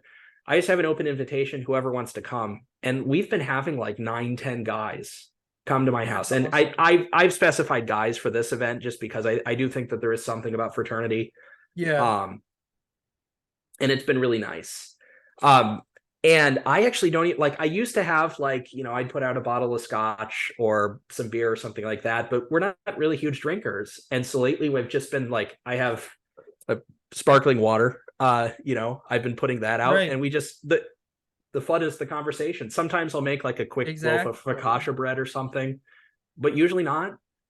And we just have fun talking. We'll talk for 2-3 hours. We get together just about every week. There's another guy that he started being like, hey, I get off work early on Fridays. And so he's just been going to the mall after he gets off work and just says, hey, if anyone wants to meet and hang out at the mall with me, we'll sit and talk.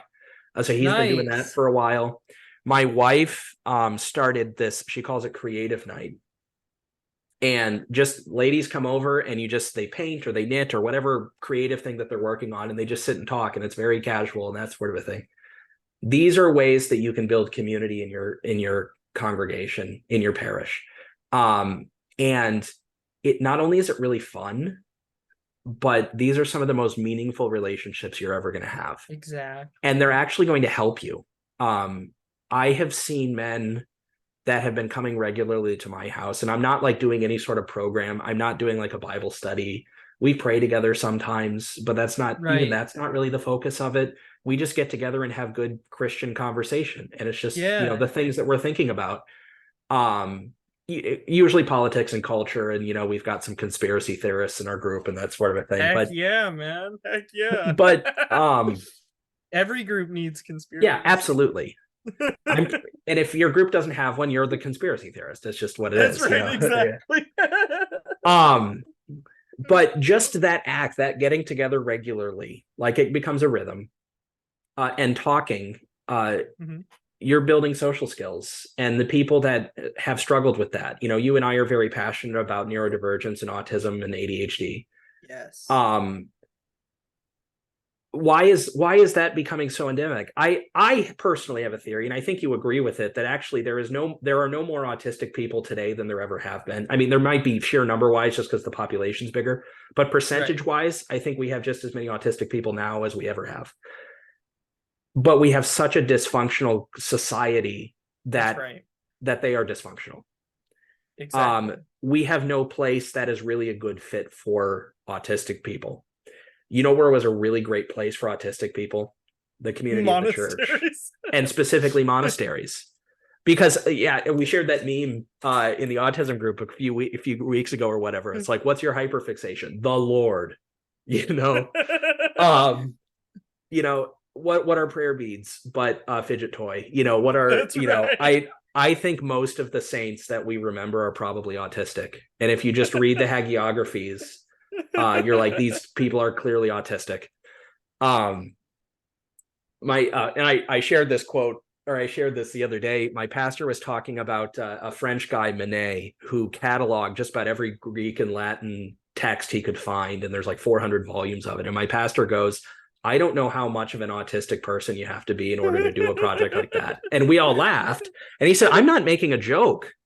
You need a very unique mind to do that. And I thank God that the world That's is right. blessed with them. That's right. And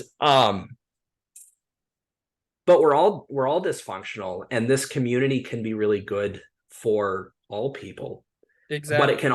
it can be especially good for people that really need structure and really need regularity. And the church is uniquely positioned to provide that, especially if you've preserved the liturgy, if you've preserved the lectionary, if you've preserved the sanctoral calendars. Hmm. This is a rhythm to your day, to your month, and to your year. And it is my dream that we are able to build a life where people can set their calendars not by whatever their boss wants them to do, not by a consumer calendar, but by the times and seasons of the church year, because that would be beautiful. And there was a time that we did that. That's right. Let's talk about the liturgy of the hours. Hmm. A little bit more prevalent in your church than in my church. We've retained three of them in our hymnals: matins, vespers, and compline are still in our hymnals and are used with some regularity, though not as much as I'd like. Um, Right. and but what were these? Well, there's this myth that the liturgy of the hours was just monkery, was just what happened in the monasteries, and it wasn't what real everyday Christians were doing. Well, no, actually, the monasteries didn't come up with the liturgy of the hours. The liturgy of the hours were people that believed that the church should be the center of their life, and between Hmm. plantings, they would go and pray together. And they developed this whole structure so that 8 times a day you could go and hear the gospel. And That's they amazing. set their calendar to that. And that's why they put bells in the church, because if you couldn't come to the church for that prayer, they wanted you to know that now's a good time to pray. And so they would ring bells. And they assumed you would hear those bells because you lived near the church, because the church was the center of your Right. life. Exactly. And you know what's interesting? To that point, I actually was reading a book about some saints who lived in Romania Mm-hmm. during a really difficult time in Romanian history. Um, it was the Christians were actually being persecuted. I got a little bit confused about the dates as I was reading the book, so I'm not 100% sure Yeah. if this was during the Soviet occupation of Romania or if this was during one of the times where Romania had their own Yeah. communist dictator. Not Right. 100% sure. And then there's also some overlap. Yeah. So I feel like some of it is actually both. Right. Um, but anyway, the point is But that these relatively people, recent saints, though. yeah. This is like World War II era Yeah. Yeah. and after. So these were saints who were actually imprisoned in Romania for refusing to bend the knee to Caesar, basically, and to Red Caesar. But the churches were still kind of being allowed to operate. Right. So would hear from their prisons, they would hear the bells Yeah. ringing, and you would hear all of these men praying together, Yeah. um, even though from their cells, or in forced labor, they'd be out in the fields and they would hear the bells ring. And every single time they would hear the bells ring, they would pray the Our Father, the Hail Mary, and I think there was one other prayer, short prayer that they Yeah. would pray, and then they'd pick their tools back up and go back to work. And Beautiful. it was just so beautiful, Yeah. to think like, here's these people just taking a moment out of their day Yeah. to pray, and even these, violently antichrist communist soldiers and prison guards and things, as much as they hated these people, it was like even they could see, like, Yes. there's something beautiful here. Yes. And a lot of the guards and stuff actually ended up getting baptized That's amazing. over time, and then of course they would get replaced by other guards Yeah. who were cruel and mean and terrible, and then eventually some of those guards would end up getting Right. baptized. And it's just amazing, like Yeah. the powerful witness Yeah. of these men, these martyrs, these confessors, Yep. but also the powerful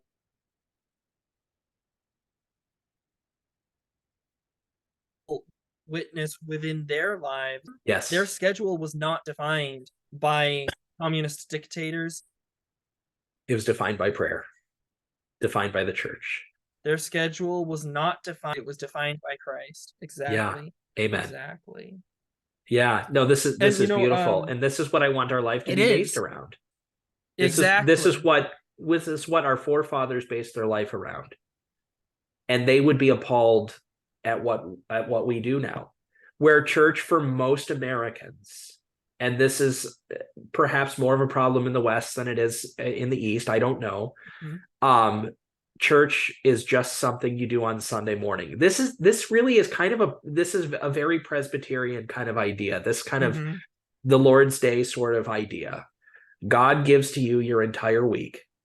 The least you can do is give Right. 1 hour on Sunday. Right. It's an obligation. And Rome does this too. And they Mhm. in after Vatican II, or actually it wasn't Vatican II, it might have been earlier than that, but sometime in the early 20th century, they changed to this language in English anyway. I think it's better in the Latin, but in English they have this concept of the day of holy obligation. Right. What a ridiculous way to describe the divine liturgy. Exactly. This is where heaven comes to you, Right. and you have to Exactly. obligate people to go to that. This is the most amazing thing. Jesus is on your altar, and you have to obligate people to do. Maybe this is the autist in me, and I just can't even fathom thinking like that. Right. But No, I totally um, agree with you. but anyway, so this a very Western idea that this day of obligation. Well, I went to church, I did it, or whatever. Right. Well, we added a midweek mass, so we typically would only have one on Sundays and then on high festivals. So Christmas and then Holy Thursday, Good Friday, that sort of a thing. But it was not our custom to have midweek masses, and there was enough of us that requested that pastor add one. So now we have 2 masses a week. And the Wednesday mass is wonderful. It's a cappella. This is another thing. We don't overthink Oh, it. nice. We do it a cappella because we don't want to burden our organist. Sometimes she comes and it's really great. And sometimes when there aren't strong singers, it'll be a low mass. It won't be chanted. And that's nice too. I'm a real strong singer, so they usually sing whenever I show up, which is most weeks. Um, but yeah, you don't have to overthink things, that sort of thing. And actually, our pastor for the Wednesday sermon, he doesn't just re-preach the Sunday sermon. He actually will preach. He will preach a sermon written by the saints. So, like I Nice. was saying, we do the same lectionary they've been doing for 1,500 years. You can say, well, what was Chrysostom preaching on the 20th Sunday after Trinity? Well, Chrysostom wouldn't have, because they added Trinity in the 14th century, but that's a It's so different thing. But based. yeah, no, So it's really great. based. So like I say, he doesn't even have to overthink it really. He'll sometimes edit it because sometimes the same sermons can be a little bit long. And then sometimes they'll have like just economic references that really don't make a whole lot of sense to the 21st Right. century American. So he'll kind of be like, oh, well, this is like this. But even he doesn't have to overthink it. Don't overthink things. Now, those are the easy things you can do to build community. Stick around, introduce yourself to people, say hello, be actually interested in them, bring sandwiches. I mean, that sort of thing. Invite people to your house. Right. Don't overthink it. I want to stress that you don't have to roll out the red carpet. You can just invite people over into your messy house, and it's going to be okay. Yep. Their house is just as messy. Their house is just as messy. These are great ways to build community. But now what do? Let's take it up a level, right? I drive all the way across town. I'd like to not drive across town. You should move close to church. Maybe you don't have to live so close that it's walking distance, but like a 5-10 minute drive max, so that you can really be a part of the life of the church. Right. That's gonna make a midweek mass a lot easier, or even a daily mass culture a lot easier. Yes. Extra Bible studies if you want, other fellowship events, that sort of thing. It's going to make that a lot easier for you because it's not going to take an hour to get there. Right. Those are going to be easier. So I was talking about this other church that shares a lot of philosophy with my parish, and to their credit, they have done this. Their pastor is a frequent guest on a fairly prominent podcast that's even on some terrestrial radio stations, and he basically will just get on there and he'll do whatever their topic is or whatever, and then he will be like, you should choose a church and then figure out where you're going to work, because that's the most important decision. Nice. It doesn't matter where you work, find a church first. Yeah. And people have taken it up on them. And like the year that we moved here to Indiana, he had told us like the year before they'd got 90 new members, and all of them were just like, awesome. I came and I'm going to figure out how to make it work. And I know the Lord's going to provide. And he has. And they have really all been trying to move into the neighborhood of the church. And in fact, they've done so much of that the landlords that are, do renting in the neighborhood or whatever, if they're ever selling one of their properties in that neighborhood and they catch wind that a Lutheran's interested in it, they'll jack up the price to try to prevent it. Because they know that if a Lutheran buys it, they're not moving out, and they're never going to be able to get that house again. And so like it's been so successful. Yeah, it's been so successful that like the non-Lutheran, the people outside the church are like trying to keep them out, because they're taking over the neighborhood. You should take over your neighborhood, and not necessarily by moving there, though you should move there because that just makes sense. But you should then also get to know your neighbors and invite them to church. And one of the things that I really love about that church is that like they do things regularly. They've got a book club that's like on Sundays. They've got a ladies book club that's Saturdays. They've got a monthly game night. They started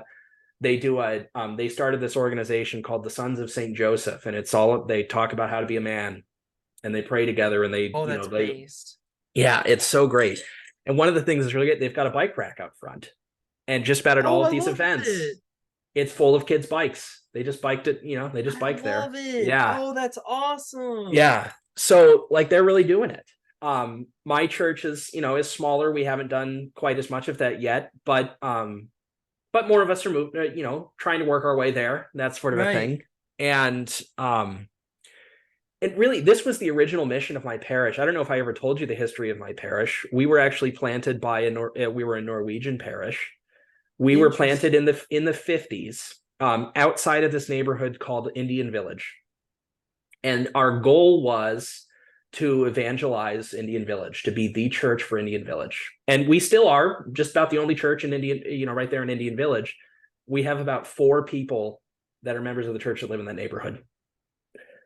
We failed in our mission, or we haven't failed. I mean, we're still there. Right. But we have not yet succeeded in our mission. That's right. How much influence could we have if we moved there? So more of us moved there, because houses do come up for sale. It's not like we're kicking people out or whatever. Right. And then we got to know our neighbors, and we just invited them to church. Now, I think you agree with me on this. The Divine Liturgy is not an outreach event necessarily. Right. It is a privilege for a non-Christian to come and see the mysteries. Yes. But faith comes by hearing. And That's as you right. said, especially with the liturgy, they're going to be hearing the gospel. And just like, I can't remember who it was, but it was when the Kievan Rus came to the Hagia Sophia in Constantinople, and they said, Yeah. I am in heaven. I have truly That's stepped into right. heaven. And they became Orthodox. That's right. Saint Vladimir. That's right. So I think that is possible, because that is what the gospel does, and they are seeing God in the flesh when they come and witness your mass. Yes. Invite your neighbors, that sort of thing. The amount of things that open up when you guys have moved close to church and you're getting together regularly and you have these cultures and that sort of a thing is incredible. The friends that you will make are incredible. This past year, my wife and I have actually had a really tough year. I was let go about a year and a half ago from the job that we had moved here to Indiana for. And it was kind of unexpected, and we were really struggling. And I tried kind of starting a business, building websites, and I'm still finishing that up. And that's actually why we put this episode off so long, because I've just been so busy trying to find clients and trying to do that. It's been super stressful. I finally gave that up and went into the social work thing that I'm doing, and that was about 4 months ago. But the support that we had from our congregation, from our parish, was incredible. Like I would show up to church and pastor would hand me a check for $2,000 and he'd say, "I'm not going to tell you who this is from, but they wanted you to have it." Oh, that's so wonderful. I love that. God answered our prayer through our community. And that's historically how he does that, through your community. That's right. And we have just adopted this idea that the only way to care for people is, the only way to care for people is like through money and jobs and that sort of a thing. And to some extent you have to, because we have monetized everything in the community, everything in the economy. Right. But we used to, there was a story that I heard there's a Lutheran church in Illinois that I love deeply, very liturgical, that sort of a thing. They have their playground. It's in a square or whatever, and there's like a concrete kind of barrier around it. And I asked what was here before? Obviously there was a building here. They said, "Oh, that was the pastor's barn." And I was like, "What do you mean the pastor's barn?" They said, "Well, they couldn't pay him when they planted the church, so he had to farm. And so this is where he kept his horses and that sort of a thing. And when the congregation grew a little bit bigger, then he was able to stop farming. And what did they pay him in? They paid him in hams, eggs, milk, that sort of a thing." This is historically how people take care of their pastor, but then also their neighbors. This is something like the capitalist myth about the invention of money is that, well, bartering is inconvenient. And so to make it less inconvenient, we added a medium of exchange so that you didn't have to have the double coincidence that what I want is what they want. This is not really how economies work, though. I mean, it is how our current one works, because we have this idea that we need to clear all of our transactions immediately. Right. Because we don't trust anyone. Because that's what money is. Money is, I don't trust you, so I need you to give me something of value right now.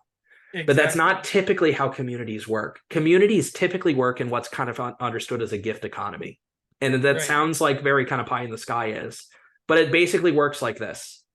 You go to your neighbor and you say, "Hey, could I get some of the bacon you just smoked?" And he says, "Yeah, sure, that's fine.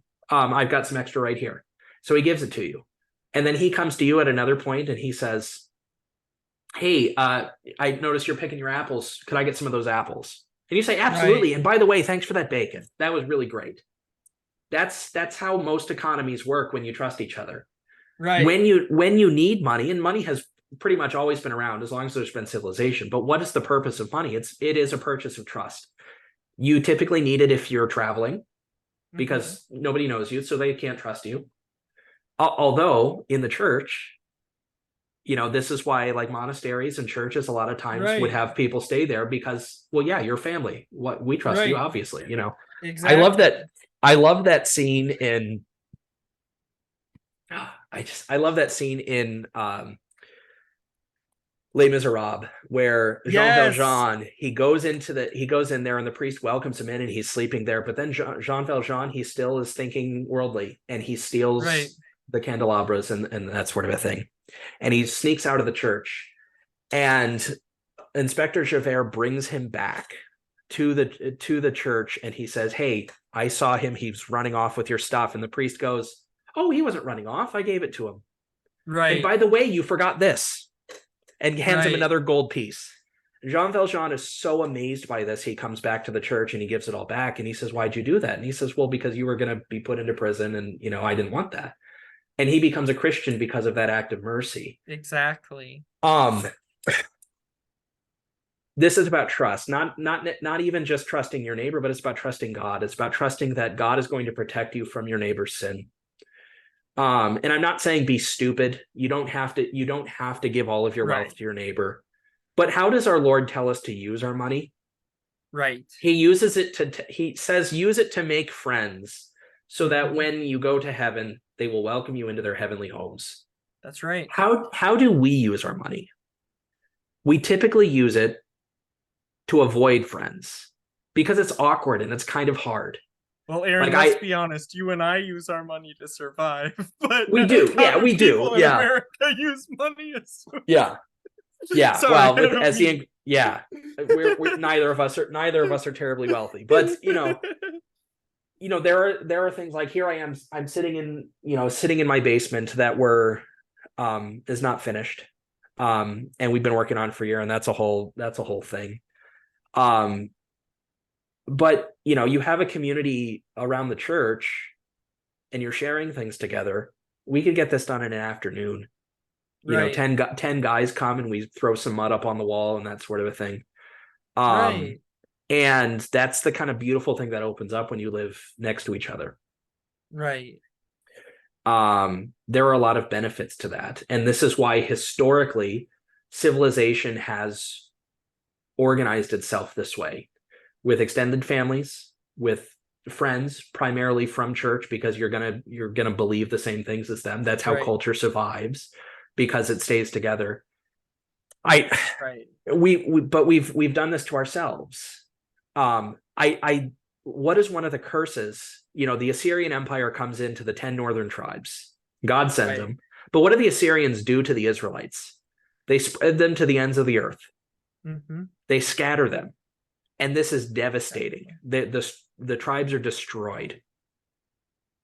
That was a Right. punishment. We now consider it failure if our children don't leave the house at 18. Right. We send them far away to be catechized by secular professors who hate the church and hate you.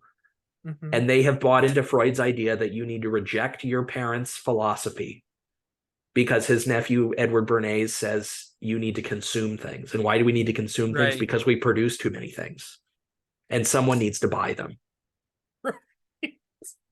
If all of us live apart from each other, we live far away from each other, we need to come up with technological solutions to get together or to solve the things that we can't do because we no longer live close to each other.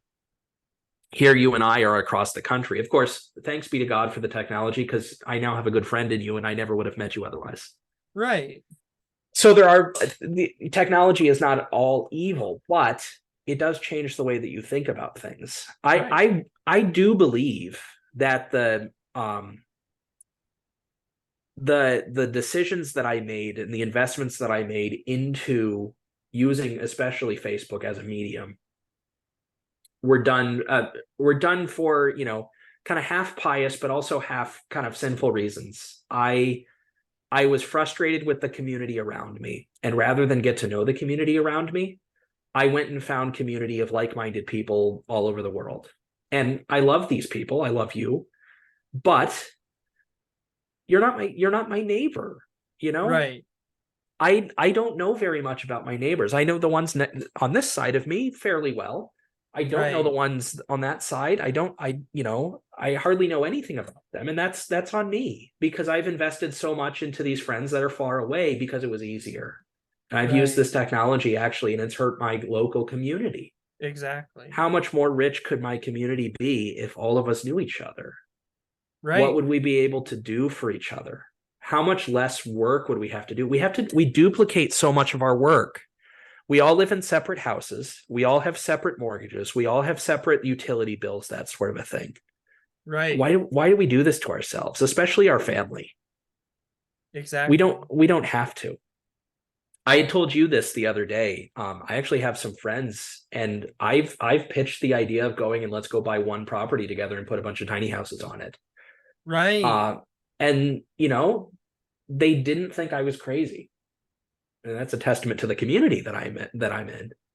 Exactly. That they're like, you know what? Yeah, and this is how I pitched it to them. I said, you guys are my favorite people. I spend all of my free time with you guys. I kind of want to just lean into that. And I've had the ideas of like going off and forming a community of some sort for like a decade now. Right. But previously, like I was saying, because I was so frustrated with my community and what it didn't have, that I wanted to run Right. away and go start something from scratch. But that's not how life works, Right. usually. Sometimes it does. Sometimes you have a missionary opportunity, that sort of a thing. And you've talked about how, in some sense you feel called to that. I love where we are. I love the community that we're in. I Right. feel home. I feel stable. I don't want to run away anymore. I want to run there. Right. My pastor one time was preaching. I can't remember what text it was, but he was saying like, if you truly believed what is happening, what we say is happening here on the altar every Sunday, you would want to build a booth outside and never leave. That's right. And I went to him afterwards and I said, is that an invitation? I'll do that, you know? And he laughed and that sort of thing. But honestly, that's what I want to do. I want to be with these people that we Yes. share our soul together and we pray together and we worship together and we talk together and we care for each other.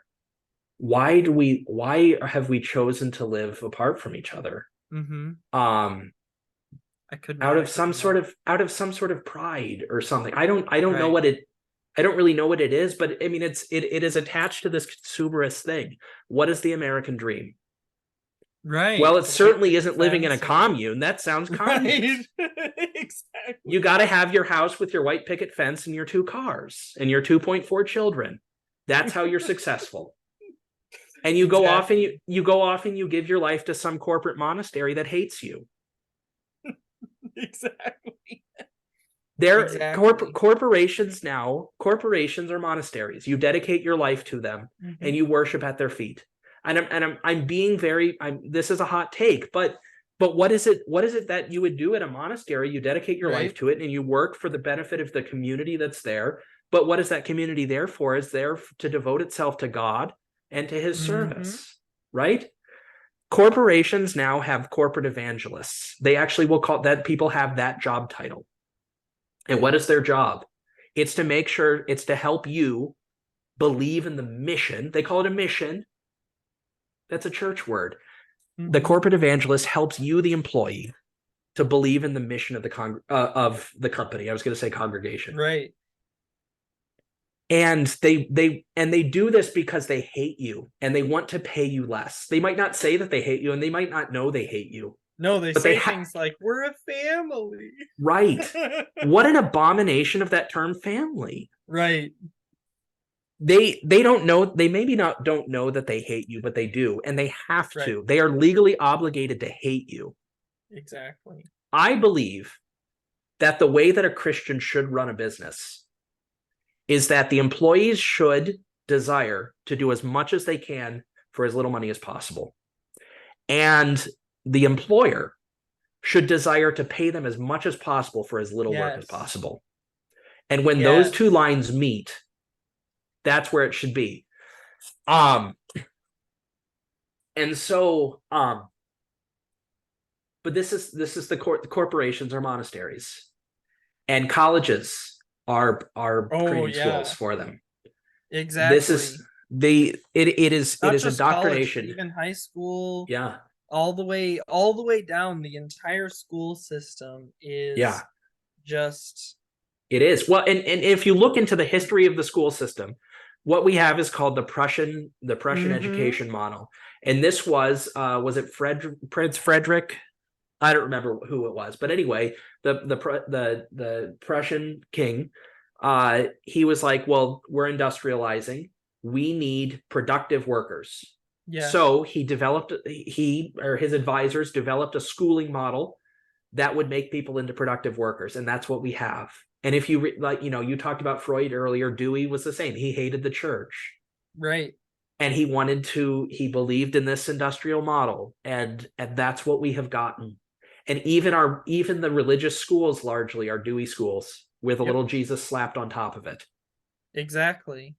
All you're Exactly. doing That's why is, I have always said that one of the flaws of public education, people always complain about how, or sorry, Catholic education. I'm always dogging public education, so I yeah, just blurted that out. But actually, right now, I'm gonna throw some shade at Catholic education here. But the thing is that people are always complaining, why is Catholic education so liberal now? Why are all the Catholic schools so liberal now? Why can't we have better Catholic schools? Well, the answer is that they've adopted the same yep. exact model. That's our They thesis. That's the thesis of this whole exactly, conversation, that the conservative movements have adopted some liberal principles, and now all they are is exactly. reactionaries. Conservatives, especially in America, are just yesterday's liberals. That's right. And yesterday is becoming more and more recent. It Yep. used to be that they were, 18th century liberals. Well, now they are 2015 liberals. Right. Exactly. If you look at Elon listen, Musk even said that because Elon Musk is the conservative darling right now, right. and he's embraced that position. Don't get me wrong, he wants to Yeah. be the conservative darling, but he even said that his views have not changed Yeah. at all. Same with Dennis Prager. Both Yeah. of them said the same exact thing. Their views have not changed at all Oh, from the and what time that was they were a Democrat. In Dennis did you hear Prager's and did case, you that was hear the Dennis 80s. And Prager's terrible take the other day or a couple months ago yeah, or something like that on pornography? yes. Oh my goodness. This is Yeah. despicable. And it just goes to show you. I mean, what did Revelation Reagan 3 9. what did Reagan say in the 70s and 80s? He said, I didn't leave the Democrat Party. The Democrat Party left me. So yeah, the Right. Democrat Party has gotten more liberal. I'm not going to deny that. And they're Right. crazy. Mm-hmm. But so has the Republican Party. Right. It And so reminds me of a has meme I saw where it said, Republicans be like, and it says reject modernity, and you see the current pride flag with the yeah. Palestinian thing, and Yes, then and it then it has says the old and pride flag. then Yeah. it says embrace tradition, and it's got the old pride flag It's so that's just a beautiful. rainbow. Yep. And It's so that's beautiful. the Republican Party in a Yep. nutshell. It's Yeah. just like it's just leftists going the speed limit. Yep. Just yesterday's liberals. And um that yeah. No, I mean you're absolutely right. It astounds me sometimes. And again, this might be the autist in me, but I just hold the positions that I hold, and now I'm Right. apparently a wackadoodle crazy, like even my mother once kind of joked of me that, I'd be more yeah, I'm an arch conservative that'd be more comfortable in the 18th century. And I joke, you're a few centuries too late, Right. Exactly. But Exactly. what I am advocating for is not necessarily a repristination of things. Like I said, the cat's out of the bag on this. Mm-hmm. But I am saying that there are certain things that we should reject, certain Yes. philosophies that we should reject. And among them is this idea of I think that the idea that leisure is bad Right. is a really stupid ideology. We need leisure. In fact, we used to have a concept for this. We call it, in the Middle Ages, there was this idea of the leisure class. And you know who was part of the leisure class? This was the royalty and nobility, Right. the priests, and then the professors, right? Right. These were the people that we had said, we value these things so much that we're going to do extra work so that they don't have to do work, so that they can focus Right. on statecraft, on reading God's word, and then doing Right. really crazy science experiments so that we can learn things and study and get Right. to know God's creation. And Exactly. this is why the church was such a scientific powerhouse throughout the Middle Ages. The idea that the Dark Ages were a myth is was coined by people who hate the church. It really was. Right. You can look into the Exactly. history of the term. Um, it Yeah, was a the term wonderful. It Dark was. Ages is entirely just an idiotic term. It There were is. no Dark Ages. Um, and the only people who really thought that there was Dark Ages are people who obsessively believed in the glory of the Roman Empire Yeah. and couldn't handle the fact that the Roman Empire was not the golden age that they made it Right. out to be. Yep. So they were Yeah. definitely, if their wives had asked them how often they think about the Roman Empire, it Right. wouldn't have even been daily. It would have been like, oh, I'm All the constantly time. thinking All the about time. the Roman. Yep. They were probably autistic too. Like, we were Probably. talking Yeah. about the positive autistic people. They were the Right. negative They are the negative autistic ones, right? people. No, they were just the ones that didn't have the right guidance, right? That's right. If they That's had right. been in a monastery, they would have been Yeah, properly directed, exactly. but they They were in would a have had the dysfunctional correct society. So, special interests. yep. Yep. I'm not talking about reprisonating things. We have Right. technology now, and I think that technology can be used usefully, but it's going to take some work. Right. And I think it's worth doing it. I think what you're doing is beautiful. I think what other people are doing is beautiful. There are a lot of creative ways that you can live in community with the people you love and the people in your Yes. church. And get creative about it. I have one friend in Michigan who's really looking into the idea of cooperatives, and cooperatives are really cool. Nice. There's a number of cooperatives in America. Winco is a cooperative Mm-hmm. company, which is really cool. And this is that the employees actually own the company, which is actually Right. really cool.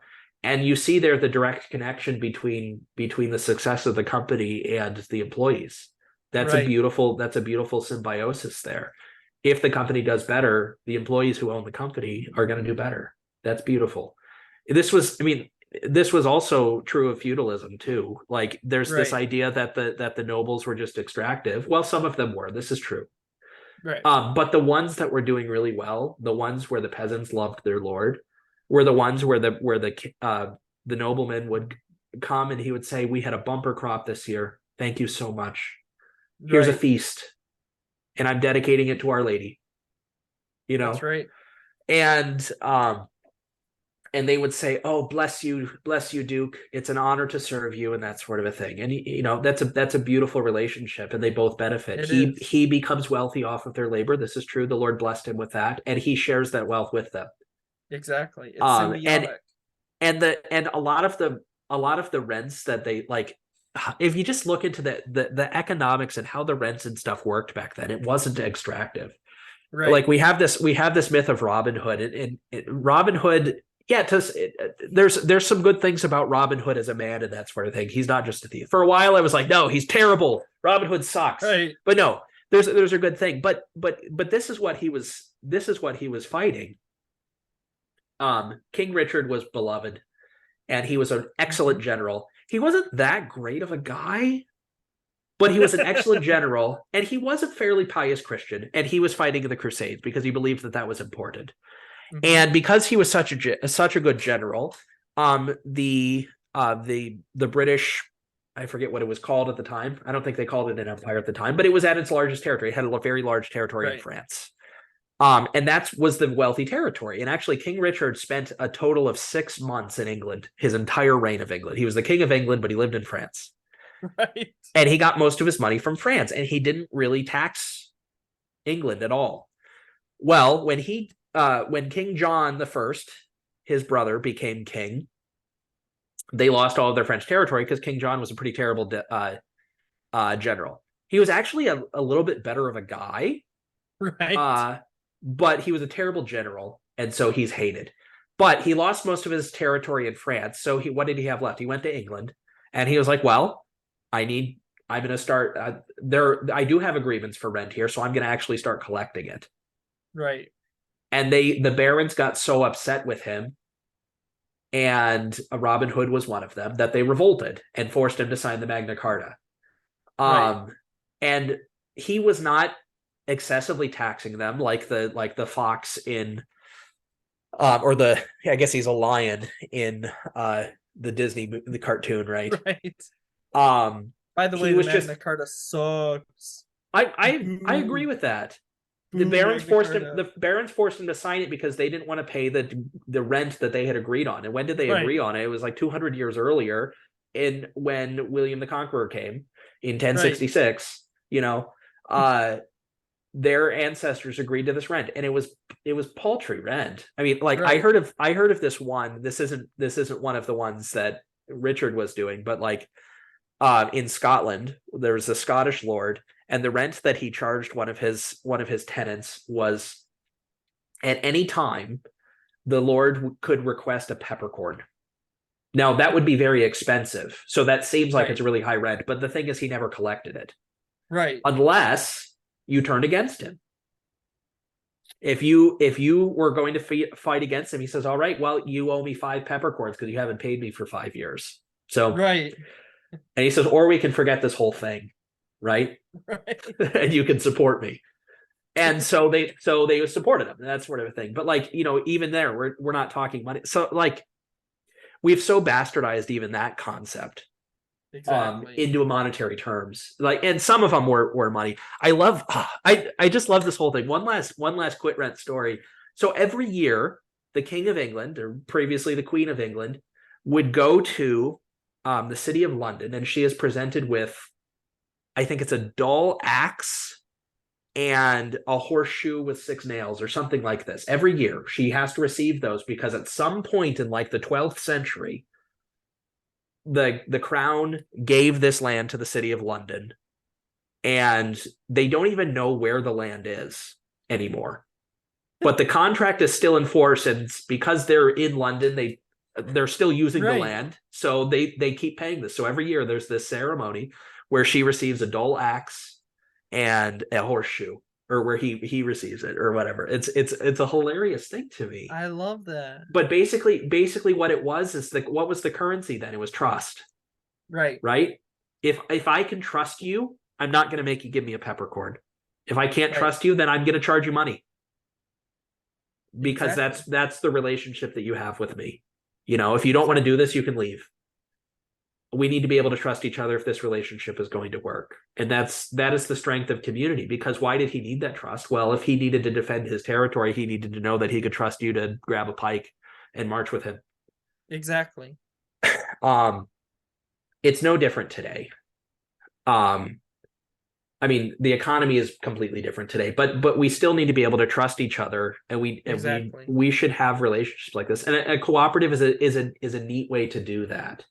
And the It neat thing is. about cooperatives is that there's a lot of actually municipal governments that run on cooperative systems like this. And so the tax system is never going to get rid of them unless they just Right. completely upend everything and we have this totalitarian government.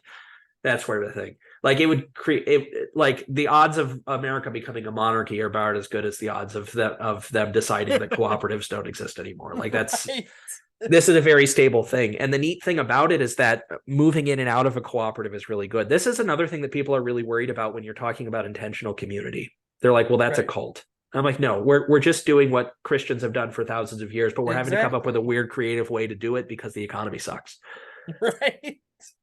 Cooperatives are really cool because, like, what's the obvious way to go about buying property together? Well, you all kind of pool your resources, you all put your name on the mortgage and that sort of thing. Well, then what happens if you do have a disagreement or someone wants to move out? It's a huge hassle. Right. Form a cooperative, have the people that are interested become members of that cooperative, and they pay a contribution to the cooperative. And as long as they're a member of that cooperative, they receive all the rights and benefits that belong to that Exactly. cooperative. But if they ever want to leave because they get a job elsewhere, they get married, whatever it is, there are any number of good reasons why they might want to leave at some point, and it's not because they hate you. They just say, all right, I'm going to end my term in the cooperative, and then they'll stop paying their dues, or maybe they keep paying their dues, and what if they really believe in it? Maybe they do. I don't know. But the point is, it's very flexible. Right. So cooperatives are a really cool idea to think of. And I just applied this idea to my particular friends groups today. I haven't told them about this idea yet. But I was like, well, what if we were to do a cooperative? There's actually a particular property that first got me thinking about it with this particular friend group. Right.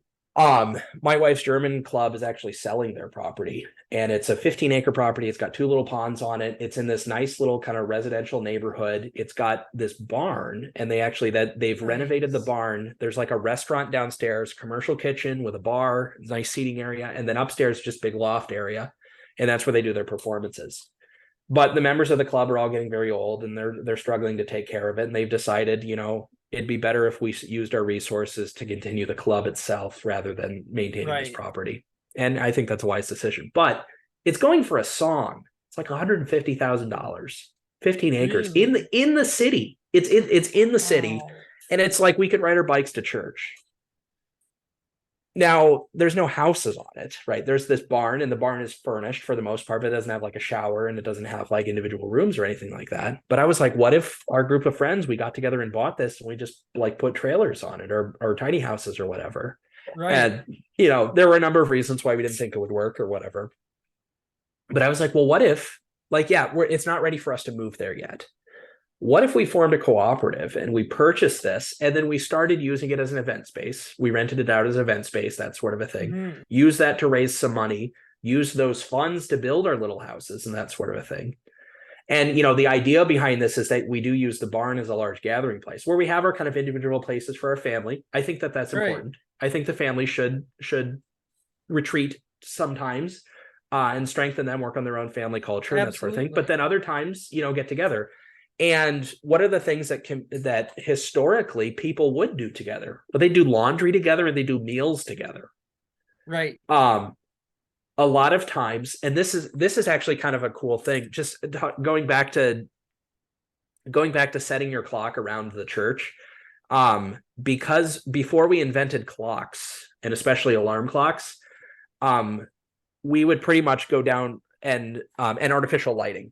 We would go to sleep when the sun did, right? Because you don't want to waste your oil and your candles, especially towards the end of winter. Right.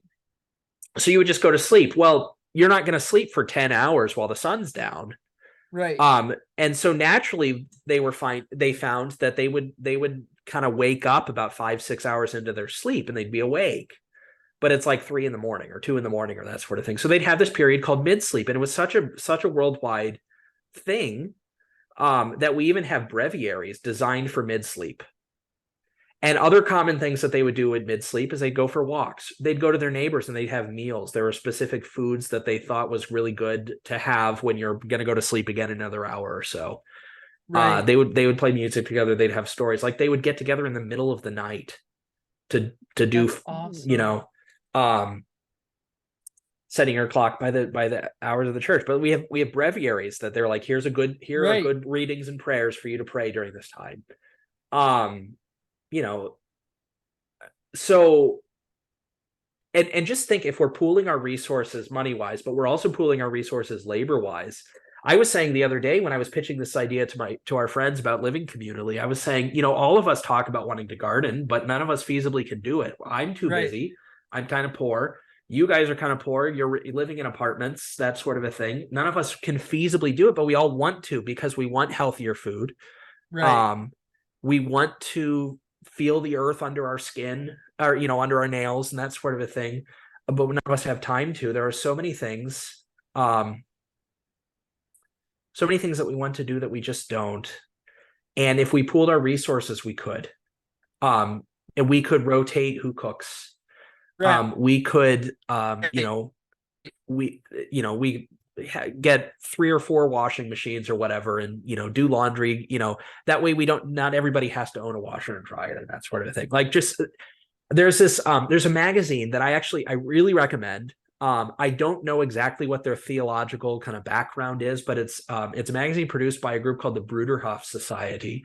And it's called Plow. And in their spring issue, it was all about money. It was a really fascinating magazine, and this magazine is great. It's like 100 pages every quarter. They put it. It's a quarterly magazine, like 100 pages, no ads, um, Ooh, and nice.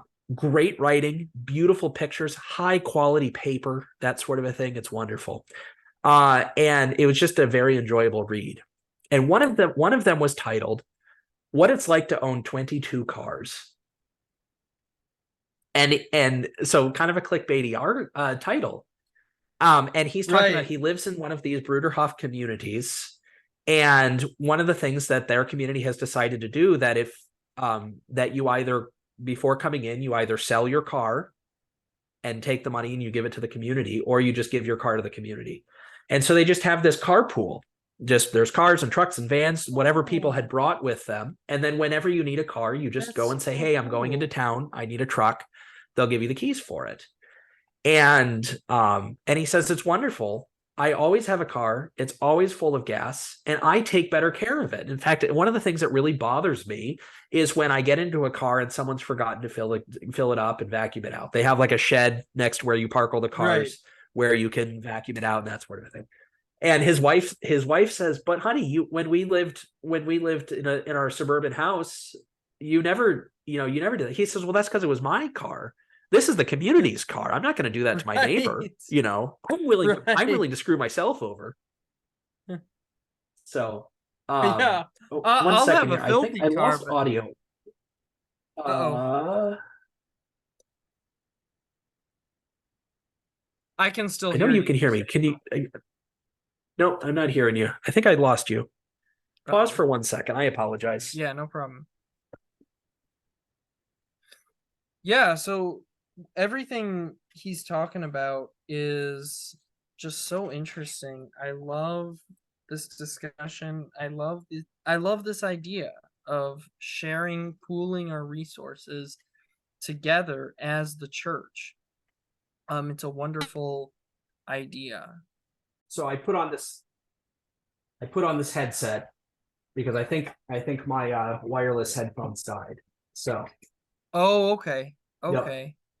Hopefully it did hopefully I didn't mess up the recording when I paused it. I think it might You have. you might have to splice them together, but it shouldn't be too hard. Let me just make sure I'm still on my good. Um, there we go. Switching back to my good microphone. All right. Perfect. Sorry about that. No Technology, I'll tell worries. you. All right. So, yeah. And so he said, "Well, I wouldn't do that to my neighbor when it was my car. Yeah, I don't care about myself, but I do care about my neighbor, right?" And the really interesting thing was like they don't really need money, but Right. they end up having a lot of it because they pooled their resources. So like the way that it works is like a lot of them have, because of the rise of remote work. I do think that is one beautiful thing that's come out of COVID. In general, COVID was terrible for the church Right. primarily because it convinced people that they didn't need church more so than they already believed. Mm-hmm. But it proves that remote work is great. Right. And the Exactly. corporations that are forcing people back into the office, they're only doing it because they have a lot of real estate on their balance sheets and they need to justify it somehow. Um, and Right. I'm just being honest there. And so some of these people they work remotely. Some of them do kind of commute out of the community and go into town to go work and that sort of thing. But then they all pool their paychecks into the community's bank. And so, and then because there are people that actually just work on the community, like for not for money, they just grow food or they make clothes or they, whatever other things that they do. Um, there are a lot of people for their basic needs, they don't actually need money because the property's paid Right. off, the cars are all paid off. Um, but it is good to work. The Lord gave Adam work to do in the Garden of Eden. Work is good. Work's a Right. blessing. I truly believe that in its proper place. And we have put it out of its proper place. But the people in this community, they have put it in its right place where it is good to work. It is good to work for the good of your neighbor. And but for most of their daily needs, just like most of human history, you didn't actually need money for your Right. daily needs. You would trade things or you would trade time or you would just give things to each other. And that's Exactly. how most people work. However, there are times where they're like, hey, my family who doesn't live in this community, like parents or whatever, don't live in this community. They're coming to town. I'd like to take them out to a nice restaurant. And they put in a request to say I'd like $100 to go take my family out to a nice dinner. And they have plenty of it. So they do it. Right. This is That's the awesome. power. This is the power of living in community and pooling your resources. And I think it's beautiful. I think you do have to be careful.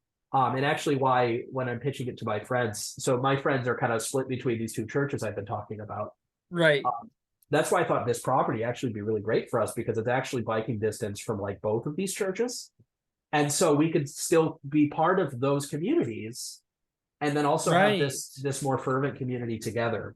And so it's not like a retreat from the world. I explained it to them. I love the society that we have. And I want to enjoy it. I want to enjoy it more fully with you. And they thought that was beautiful. And I had one guy come to me the next day. He says, hey, I've been thinking about what you said. He says, I just want you to know I'm not a leader.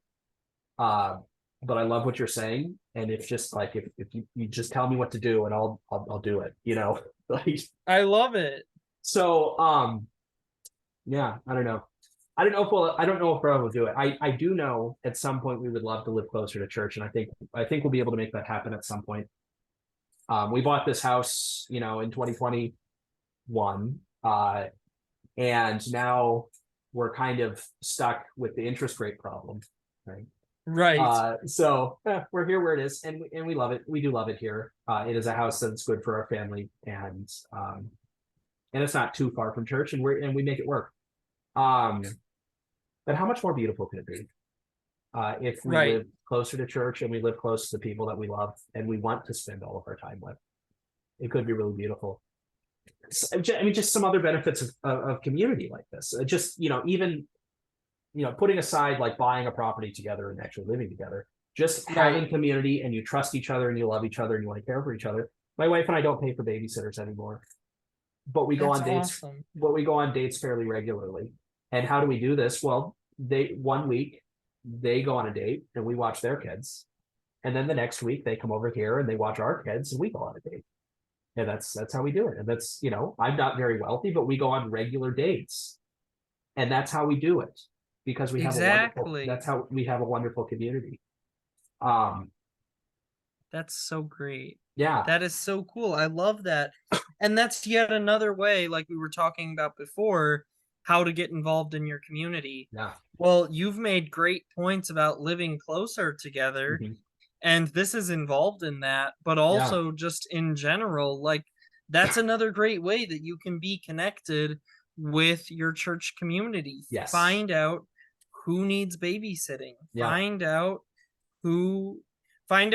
not only who you can babysit for, but who in your parish can babysit for you. And find out who you can come to these arrangements. And don't just think about babies too. Also think about the shut-in adults. There are probably adults in your congregation that cannot be left alone. And their caretakers are tired and they need some time out too. Ask if you can come over and hang out with their parents. Their parents would probably love it, because here's a young person that's interested in them. And then your friends who are taking care of their parents would also love it, because they're tired and they're exhausted. And that just is a fact of life. They're fatigued by loving. And this is true. And this is why Benedict says that leisure is good and rest is good, right? It's not all about work. And it's not a sin to recognize that sometimes you need some time away. And that's our Lord retreated. Our Lord retreated. So exactly. No, you're spot on. So one last hot take. Okay. I think the reason that this is such a revolutionary idea to us is because we've adopted the proposition that cars are good. Right. And I don't think that they are. Now, there is a use for cars. I usually talk about cars as being really great middle distance ones. These are distances that are not great for flying, and not great for a high-speed train, that sort of a thing. But they're too short to like walk or bike.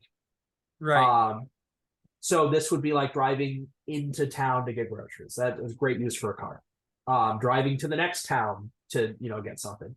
Trucks are very useful for getting things from one place. If you're going to get a large load of something, and if you're going to have a community together, you're going to probably go to Costco and get a large load of something. A truck would be great for that, or a minivan would be great for that. There are uses for cars that are salutary, and I'm not saying that, but the idea that everybody should have a car, and perhaps more sinisterly, that you cannot participate in society if you don't have a car. Right. And we have structured our cities and especially our suburbs on the idea that everybody is going to want a car. I have people in my congregation that cannot drive. Right. They are completely reliant on other people. If we did not expect everybody to have a car, they would be a lot more independent, and they would not need to rely on people. Now, I suppose it kind of goes against what I'm saying, that we should be able to rely on people, but yeah, we should. But we are creating more of a burden than we need to, because we have made our communities dangerous places to walk and bike. Exactly. And we have and we've done that not because it's not because like, oh, this is a great way to build community. It's because we've torpedoed community and said we don't care about it. Right. And we've set up, I mean, the very idea to a certain extent of suburbs is kind of a weird idea. It's like, I'm gonna work in the city and live. I'm going to work in one city basically and live in another, because most suburbs are technically cities. Well, and of their own. And look at how much that destroys the local culture, right? Right. Because you're investing yourself in this corporate monastery, you are investing yourself in an alien culture to the one that you have in your house, right? And this is actually something that I have thought of. A friend of mine said something relatively profound recently, and he talked about how really the way that we have structured jobs, they are lust creators, they are sin creators. Right. And I want to word this right, because I don't want it to come off as crazy, but think about this.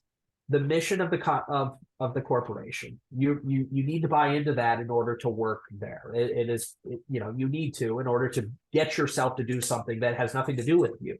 Like, you have to bypass your own thing. You personally have to believe in this mission that you don't actually care about. Now, especially if you're in a job that's like kind of intense emotionally and that sort of thing, and you're working very closely with a team of people that's not your family on that same mission, and they're working in it very intensely, and they're having very intense emotional responses. You're having those emotional responses together. You're forming a bond with them, a very tight bond. That's right. A bond that is best used in your local community, but you're using it somewhere else. Exactly. You are forming a bond that is separate from your family with someone that is not your family to do something that your family doesn't believe in. It's no wonder that there are a lot of affairs in the corporate world. That's right. Because where do you have, when you're having an affair with someone at work, that's where it started. It started because you guys both agreed to a set of beliefs and propositions. Yep. And your wife doesn't share those beliefs and propositions with you because she doesn't have to. She doesn't have to get herself to do that work because she doesn't do that work. She either has her own, corporate monastery that she's pledged to, or she's at home. Right. And I mean, we could do a whole nother episode on just on how actually the one income model is actually a stupid model. That's actually a product of modernity, because the traditional model is that both the husband and the wife were working, but they were working at home largely together. Together. What's the Proverbs 31 doing? She's doing business. She is doing productive things. She is a vital part of the household economy, the oikonomy.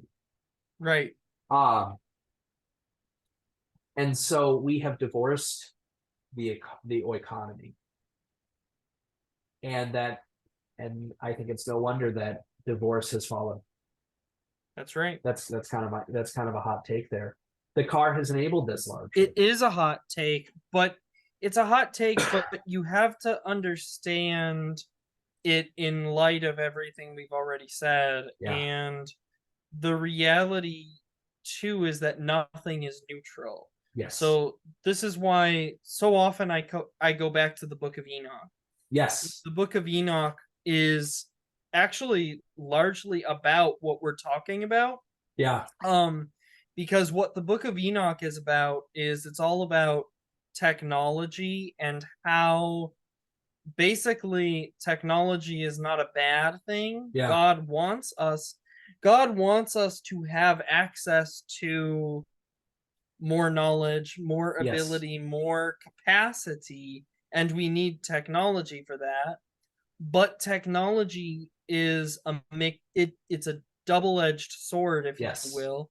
Yeah. Because on the one hand, technology is great. It enables us to act as image bearers of God, Yeah. with more capacity. Right. But what the demons in the Book of Enoch recognize is that technology is also something that can be used to control Yeah. people and to tempt people. So they give people technology that God would have taught them on in the right time, and they give it to people right away. So you Yeah. used the example earlier of Facebook, and Yeah. how on the one hand, Facebook has made it so that you can have friends all over the world. You can be friends with people who you and I can be friends, even Yeah. though in all likelihood we never would have met. Yeah. Although we are from states that border Right. each other, Right. but Yep. but I don't live in the state that I'm Yeah. from, which that's a whole other conversation. Yep. But Yeah. but at the same time, did you use technology to do that, or do we use technology to do that? We have this device that we could use to build community together. Yeah. But what do we functionally see happening more often? You see a group of people at a dining room table, and every one of them is sitting there like this, Yep. and Yep. and maybe looking up every so often, but usually it's more like this kind of a Yep. thing. Yep. There's no, it's torpedoing its own tiny community. Yep. And it also pulls in something that I think is equally dangerous that you and I have talked about as well, which is a little bit unrelated, but that's the issue of the fact that I don't think the human mind is meant to deal with all the problems No. of the world all No. at the same time. So I actually think this is one of the reasons why people have anxiety issues. Yeah. Because you're constantly inundated with wars and rumors of wars. Yes. And all kinds of things.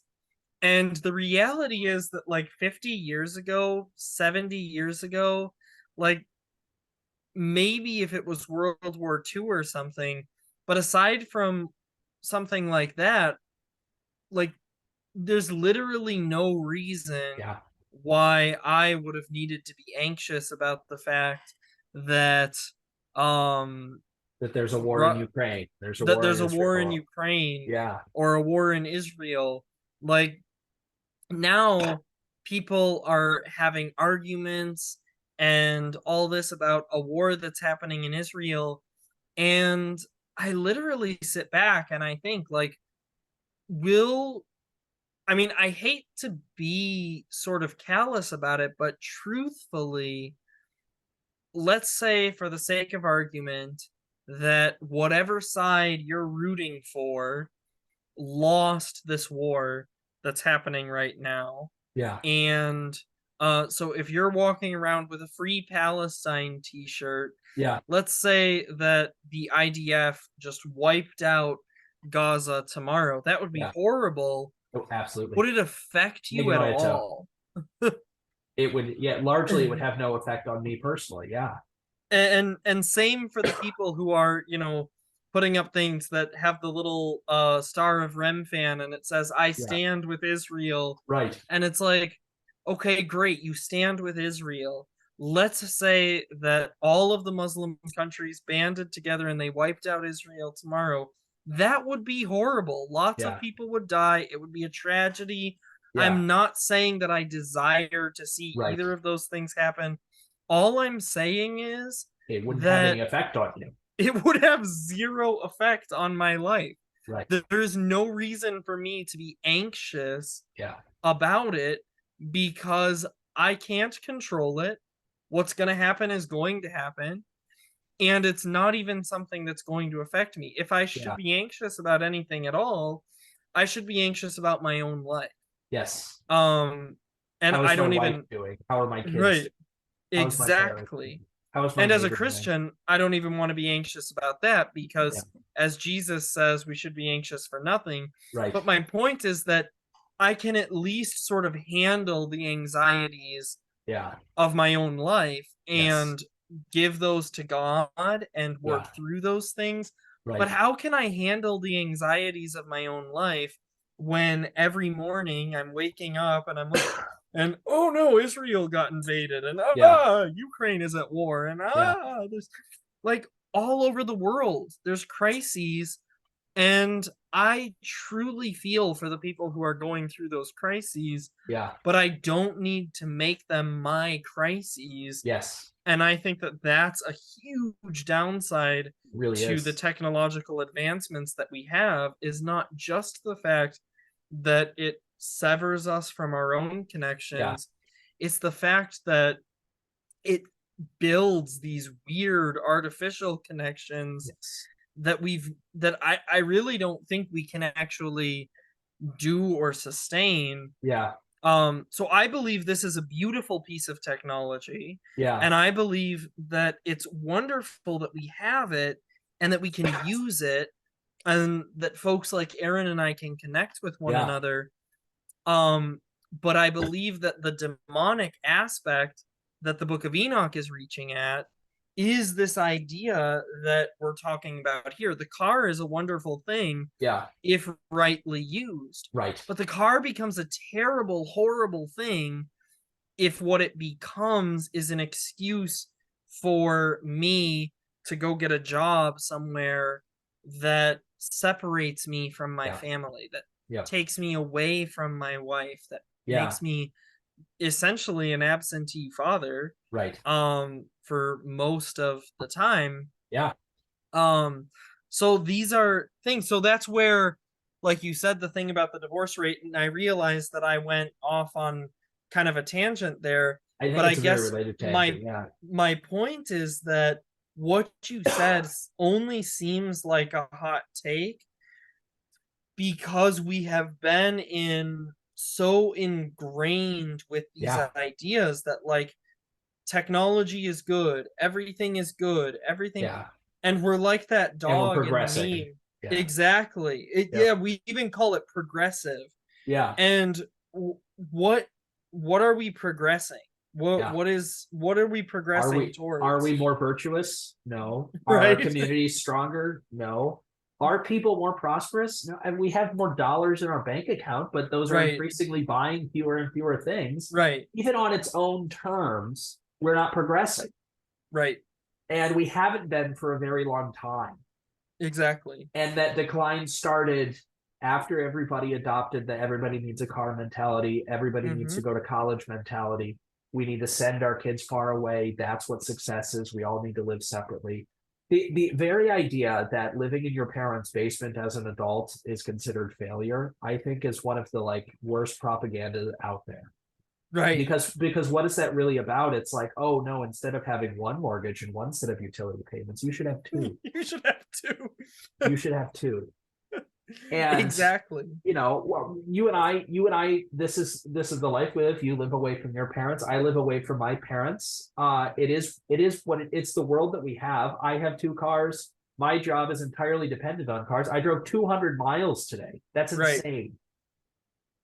In the 1800s, you wouldn't drive 20 miles. You wouldn't leave 20 miles from Right. your house your entire life. I drove 200 miles today for my job. Right.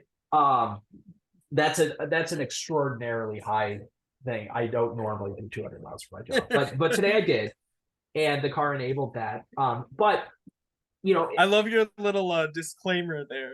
yeah, That is not my normal day. that's not my normal. Although I do don't normal, don't have fear for Aaron, right? right? Although in my job, 60 to 80 is not unusual for my job. I don't have an office actually. I'm out in the community. I meet people in their homes, that sort of That's thing. That's what beautiful. that, yeah. So it's really nice, and the car enables that. So I mean, for that sense, the tool is, but so many of my clients can't afford a car or don't have a car, and that's sort of thing, and they wouldn't have needed to. And, Right. but we've built our society such that they do need it. Mm-hmm. And so, like, it breaks my heart when I'm helping them do their budget. And I'm like, all right, can we afford a car payment? Because it Right. goes against everything I believe. Like, one, the borrower is slave to the lender. So, like, that's just kind of stupid. Right. But then two, like, I don't think that everybody should need a car. And so, but then I have to help them with their budget and be like, I need to help you figure out how to afford a car, you know, Right. because otherwise they will Well, starve, because that's the way exactly. that we did. So I'm saying that because, going back to our thesis, the conservative movement has adopted some liberal tendencies. We have adopted this idea of progress. We just do it slower. Right. Dennis Prager, the man drives me insane.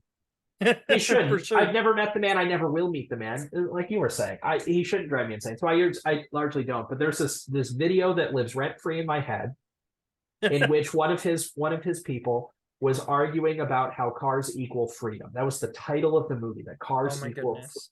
equal freedom. And her entire argument was that, like, well, trains run on a schedule, so you can't do it all the time. And trains necessarily need to be built by public infrastructure, so that means taxes. Taxes don't equal freedom. That's sort of the thing. But a car, you can go wherever you want, whenever you want. And the reason that the liberals don't want you to have a car is because they don't want you to be free. What a stupid argument that is. You and I both have some experience living in Chicago, right? You've lived in Mm-hmm. Chicago before? Yeah, I went to I'm from college there. you're from there. I went to college in Chicago. I lived downtown. It was Nice. it was really beautiful. So Downtown Chicago. there aren't a whole lot of great churches downtown, as you probably know. Um, so the church that I chose to go to was in a suburb. It's a beautiful church. Um, and I would hop on a train. There was a train that I could hop on, and for like a couple of Yes. bucks, I could go out to this one, like 45 minutes away, and I would go to mass, and I had this community there, and it was beautiful. And then I would come back downtown and that sort of thing. If Yeah, the I had, public transportation there is amazing. it's beautiful. I Amazing. had so much freedom. I could go anywhere in that city by hopping on a bus or a train, or even just walking. Like, walking Mm-hmm. was pleasant there in Chicago, even. I would Yeah. walk, I would walk or bike like 20 miles a day sometimes. Oh just because yeah. just because you could. It was Oh so easy. yeah. They have this great trail along Lake Michigan that's perfect for walking and biking.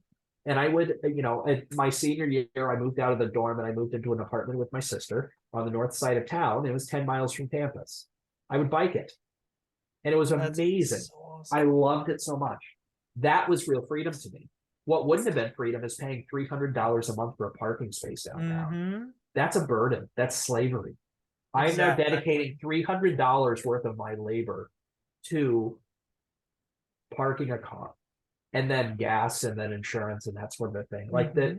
the studies have shown that the average cost to maintain a car, that's, including financing and maintenance and gas and insurance, the average household spends $10,000 a year on car.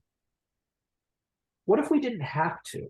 That's 10,000 extra. Exactly. That's 10,000 extra dollars that you have. You could do two Mm-hmm. things with that. You could either save that and invest that into your community, or you could work a job that allows you to make $10,000 less. Mm-hmm. That's an option too. You could work. Exactly. You could work less, and what could you do with that time? Yeah, you could waste it and play video games and that sort of thing. Sure. Or you could go to mass every day. Right. You could have English country dances at your church every week.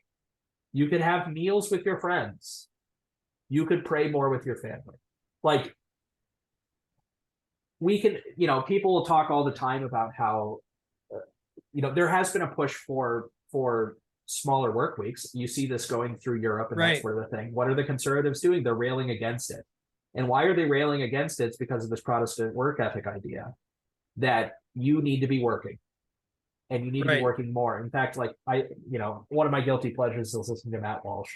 I think a lot of times he has a good take on it. He's fairly based. Yeah. But he has bought into these things too. And he argues against the shorter work week because he's like, well, what are you going to use that time for? You're probably going to waste it. So you might as well use it doing something productive. Which is such a stupid argument because you're already wasting it for some company. You're wasting it for some company. So yeah, even if I do just sit there and play video games, like at least I'm at my house. Exactly. At least I'm at home. At least I might see my Right. kid come through and say hi to her. Yeah, so it's like this hierarchy. Oh. Wasting your time for someone else, wasting your time for you is going to be a little bit better than that.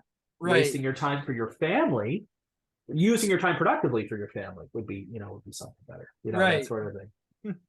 It's just, so yeah, conservatives are often just reactionaries. The left is advocating for this thing, so we have to.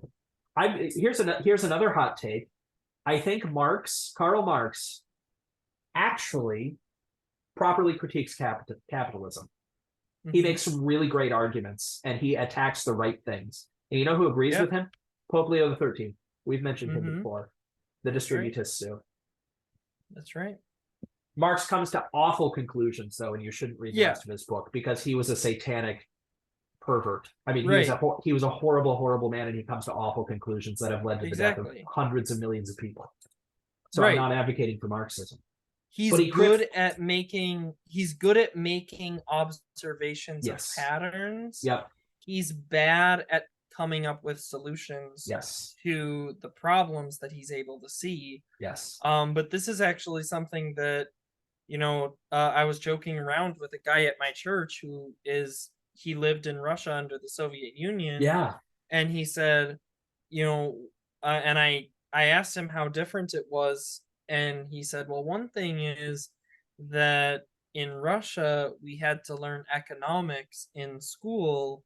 And in America, you guys don't really learn economics until you get into college. Yeah. If at all. And I said, that's interesting. And then I joked with him and I'm like, did you have to study a lot of Karl Marx? And he said, well, they don't study Karl Marx in Russian schools anymore because the Soviet Union is dead. But I actually did have to read Marx. Yeah. And I didn't think he was that bad. Right. Because he's very good at identifying the problem. What you have to be careful about is his solutions are always bad, but his identifying of the problem is actually usually pretty good. He's pretty spot on in that part. And even that famous line, well, religion is the opiate of the masses. Yeah. I have often pointed out that is the most misquoted section of Karl Marx, because he's actually not insulting religion in that moment. What he's saying is that religion as the opiate of the masses is what makes people's lives worth living. Right. And so is it any coincidence that we're seeing such rises in opiates as we're becoming a less Christian society? Exactly. I don't think that's a coincidence. Right. Now, again, his solution, his conclusions from that are pretty dumb. Right. Like, he thinks that, so therefore what we need is to create a society that's this utopian vision, and then people won't need religion anymore. That's dumb. Yeah. But he's right to a certain extent that religion is what makes life worth living. And I would agree with that statement. I disagree that it makes people one other part of that I do think he's wrong about is that he thinks that because it makes people content, it also makes them easier to control. Yeah. I actually disagree with that, and I think it's pretty obviously untrue. Yeah. And one of the best examples of that is actually communism. Yeah. Communism does not work in a religious communism doesn't work in any society, but in a religious society, you can't implement communism because people will fight back. In the Right. United States, they've had to attack religion so Yes. that they can put in COVID mandates and all Yes. this other commie crap. They can't do that if people are religious, Right. because ironically, the people who are religious are actually less easy to control Right. because we put God first, Right. and we don't.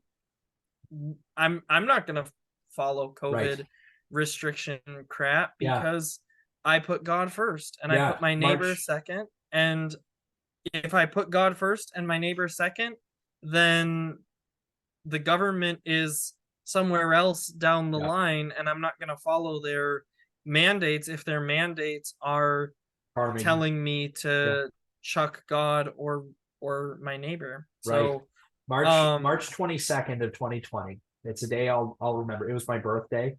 I had made hot yeah. cross buns to take to church for coffee hour. I was so excited to share them. 6 o'clock the night before, the Allen County Health Commissioner forbade No. gathering. And No. I called Pastor in tears. I said, "What are we going to do?" And he said, "I got to talk to the elders." I wasn't an elder yet at that point. He said, "I got to talk to the elders. We're going to figure this out." And he said, "Well, we're going to have church tomorrow because I don't think that it was right for her to do that. She didn't give us That's enough right. time to make accommodations, that sort of thing. So we're going to come park behind the church." I don't, or it's not saying we're going to lie or hide or whatever, but let's not draw attention to our church. So we're going to park Right. behind the church and kind of hide. But come if you desire the body and blood of Christ. I came. It was us. There was another devout couple, pastor's wife, pastor's mom, our organist. And actually, no, our organist didn't come. Our organist wasn't there. She's a nurse full time. Right. Or the organist we had then is a nurse full time, and she had to be very careful with the hospital. I get it. She made her decision, and it's fine. I don't think she said, but it was it was just a very small group of us, my family, and I brought the buns. Oh, and then also there was actually this was terrible. There was a number of seminary students who snuck off of campus because the dean of students had said, "Don't leave campus. We're going to comply with this," and they're like, "No, we're going to mass." So they snuck off campus and they came to our church because they heard we were open, and most of the other Nice. churches were closed. So they came there. So it was seminary students, a small group of us. We sang a cappella. The introit for that day seared into my memory. It's now my favorite introit. "I was glad when they said unto me, let us go into the house of the Lord." Oh, I love that. That's Pastor beautiful. Pastor cried as he chanted that. Oh, I'll bet. I'll bet. You know There what we was did during the COVID yeah, stuff? yeah, What we did was we would meet outside. yeah, So that way, if first off, that way we weren't actually violating the right. mandates, Yep. because technically the mandate said you couldn't meet in a Inside. building. There you go. So we said, okay, we'll Yeah. follow your mandate. So we would just meet in the Yep. I guess parking lot, Yeah. basically. But we still were able to have the liturgy. Right. Well, and it's now visible. Beautiful. Right. And so it was awesome. It was awesome. But Father Michael joked and said that if cops showed up and told us we had to break it up, he was going to tell them that it was a protest. Right. There you go. Yep. We believe that Black Lives Matter. We really That's do. Right. We absolutely do. That statement is true. Right. This is a protest. Exactly. For all of the Black lives in our community, let us pray to the Lord. Lord, that's have right. mercy. Exactly. Nothing I said there was wrong. Exactly. I just am defining things very differently than you. Right. Yeah. He cried on this Sunday, and That's it so was beautiful. it was my birthday. We were breaking the law. Now, thankfully, that law was rescinded the very next day. So, and Good. I didn't care if it would. I would have continued going. I would have continued breaking the law. And Amen. I hope the NSA agent that is listening to this conversation hears that. I will break the law to go to church. There's Yeah. nothing you can do to stop me. That's right. And in fact, I think prison would be a really great place for me to be a Christian, because I would have a very rigid schedule, and that would give me a lot of free time to pray. And I would share the Mhm. gospel with all of my neighbors in prison. I'm not afraid of it. So That's right. don't even think that you can scare me by saying, "Well, I'll take you to prison." I'm not That's scared. I'm right. not worried. Yeah. That's all kind of an aside, but It is an aside, but it also isn't, because um if there is an NSA agent listening, then here's what I want you to do. NSA agent man or woman, we yeah, live in a progressive right. society. We So do. come to church. Come see Absolutely. all of it. Come Yeah. see the group of us who refuse to dishonor God. Come see the group Yeah. of us who would break the law for God, and Yeah. come and be with us. And you know what? I will bet that if you do that for a while, it's risky, because you just might become one of us. Right. I mean, Well, like you were talking about earlier, those Romanian saints, right? that's right. Yeah. Exactly. I think you were telling me another story one time. It where just went away. It just went away. Um, Now I have to remember the stories I've told you. I know you. I can't remember if it was you that was telling me the story. It was another one of these.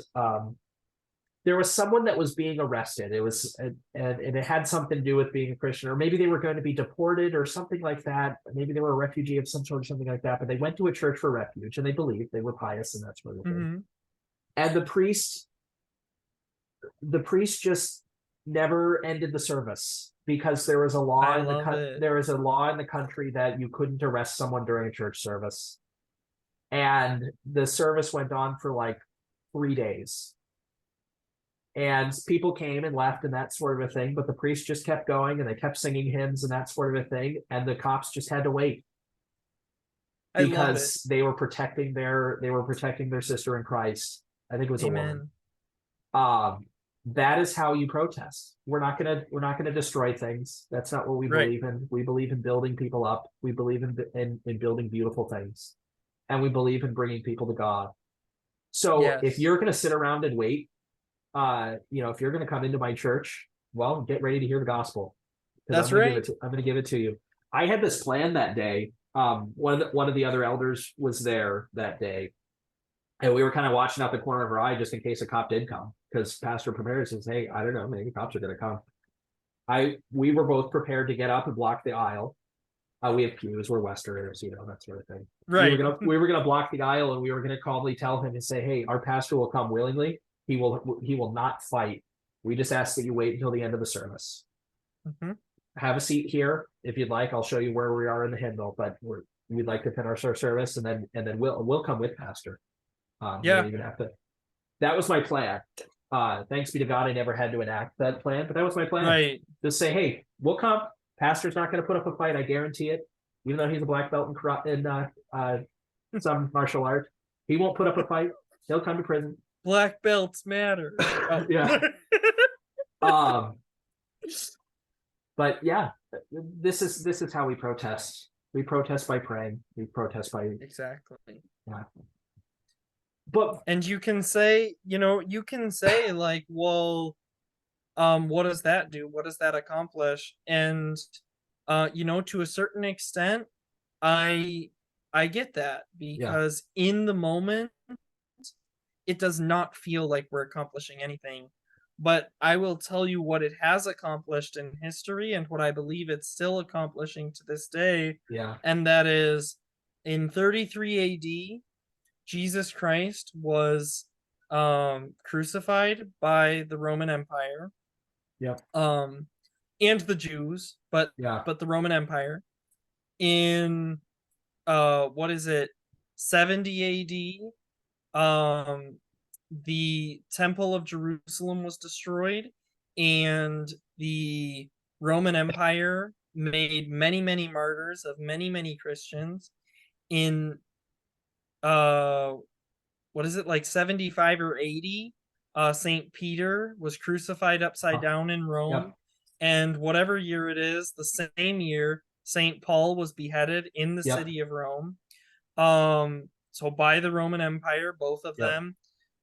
All of the apostles, save the apostle John, were all martyred, Yep. and most of them by the Roman Empire. The apostle John himself was Was only exiled. was only not martyred, but it wasn't for lack of trying. Let's put it Right. that way. Yep. Well, And there is a tradition that says that he was martyred. I don't know if you're aware of this. So on yeah, actually, yeah. St. John's Day, it's actually customary to have fried donuts.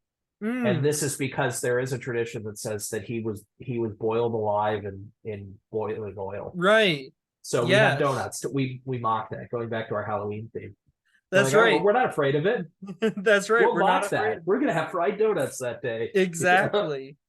So, and so for all of that time, the Romans, and for, 150, 200 years, St. Polycarp, St. Irenaeus, I can list off tons of people who were put to death by the Roman Empire specifically for being Christians. Yeah. And during that time, they would mock us and they would ask us, "What are your prayers accomplishing?" Yeah. And you know what happened? 300 years went by where exactly what I'm describing was the norm and was Yeah. happening all the time. And then the Roman Empire became Became Christian. Christian. Yep. The Roman emperor himself, Constantine, got baptized and Yep. became the first Roman emperor to be a Christian, and his son Constantius made Christianity the religion of the empire. So that's what Beautiful. our prayers accomplish. Yep. That's what our protest, without breaking things, without destroying things, Yep. that's what our protest is accomplishing, Yep. even right now. Absolutely. And so is America Christian? I don't think so. No, I don't either. I honestly don't think it That's ever another hot was. take. Yeah. That that's maybe another hot take, is that I don't Yeah. believe I I would never wear a shirt that said "Make America Great Again" because I don't Right. believe it ever was great.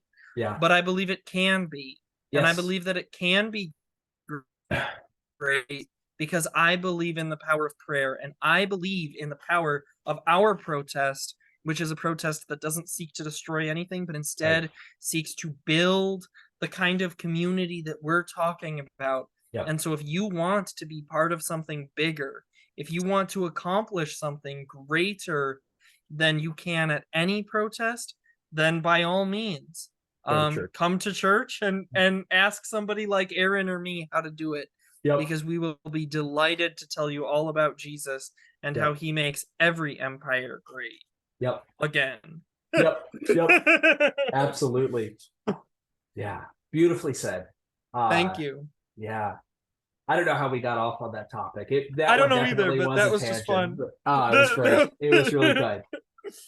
Let's do some takeaways, and then it's almost midnight Absolutely. here, so we should probably. Oh, I'm so sorry. Oh, I've So been having so much fun. So this has been great.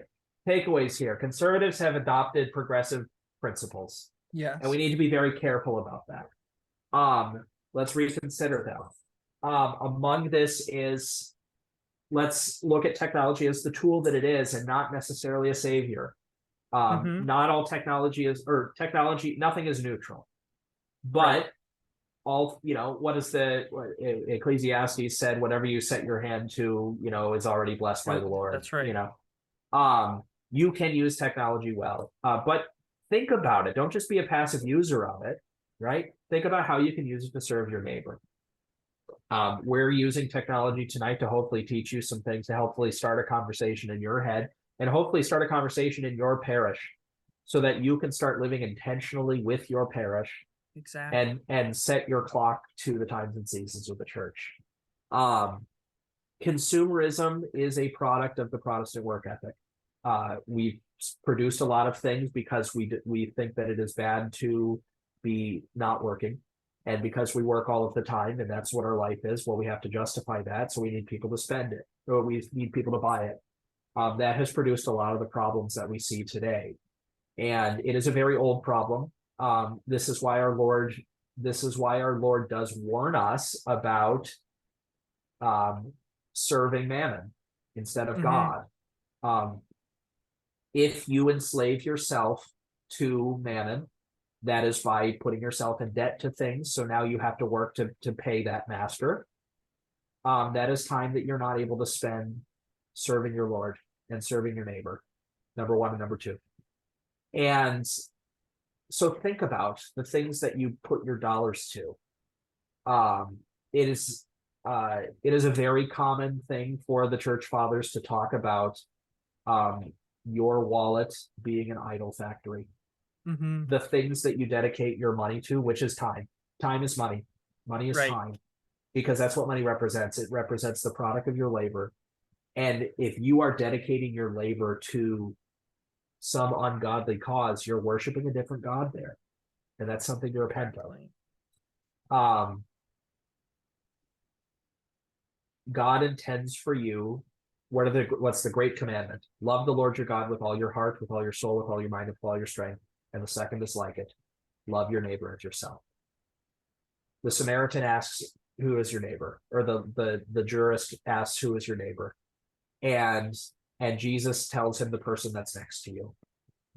And who's the person that's next to you? Well, the person that's next to you is your neighbor. I mean, first, your closest neighbors are your family. Mm-hmm. Then your neighbor, like right next to you. The people at your church, if you've moved close to church, that sort of thing. They should be your neighbors, that sort of a thing. Dedicate your dollars to God and to your neighbor, because then you are worshiping God, because that's how you worship God. And there are little things that you can do to start doing that. And then I would advocate that you do big things. And if we all did these big things, we would live in a very beautiful society. And I guarantee you would be less stressed. You would probably be working harder. This is true.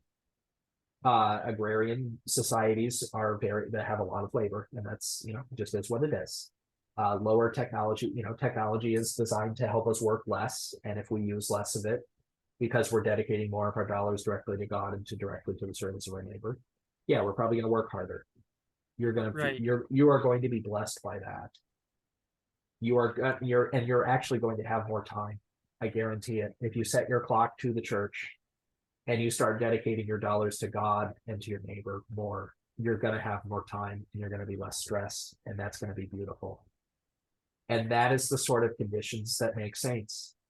It is Yes. the sort of conditions in which the gospel preaches very loudly, because it's being preached all the time, because you have time to do it.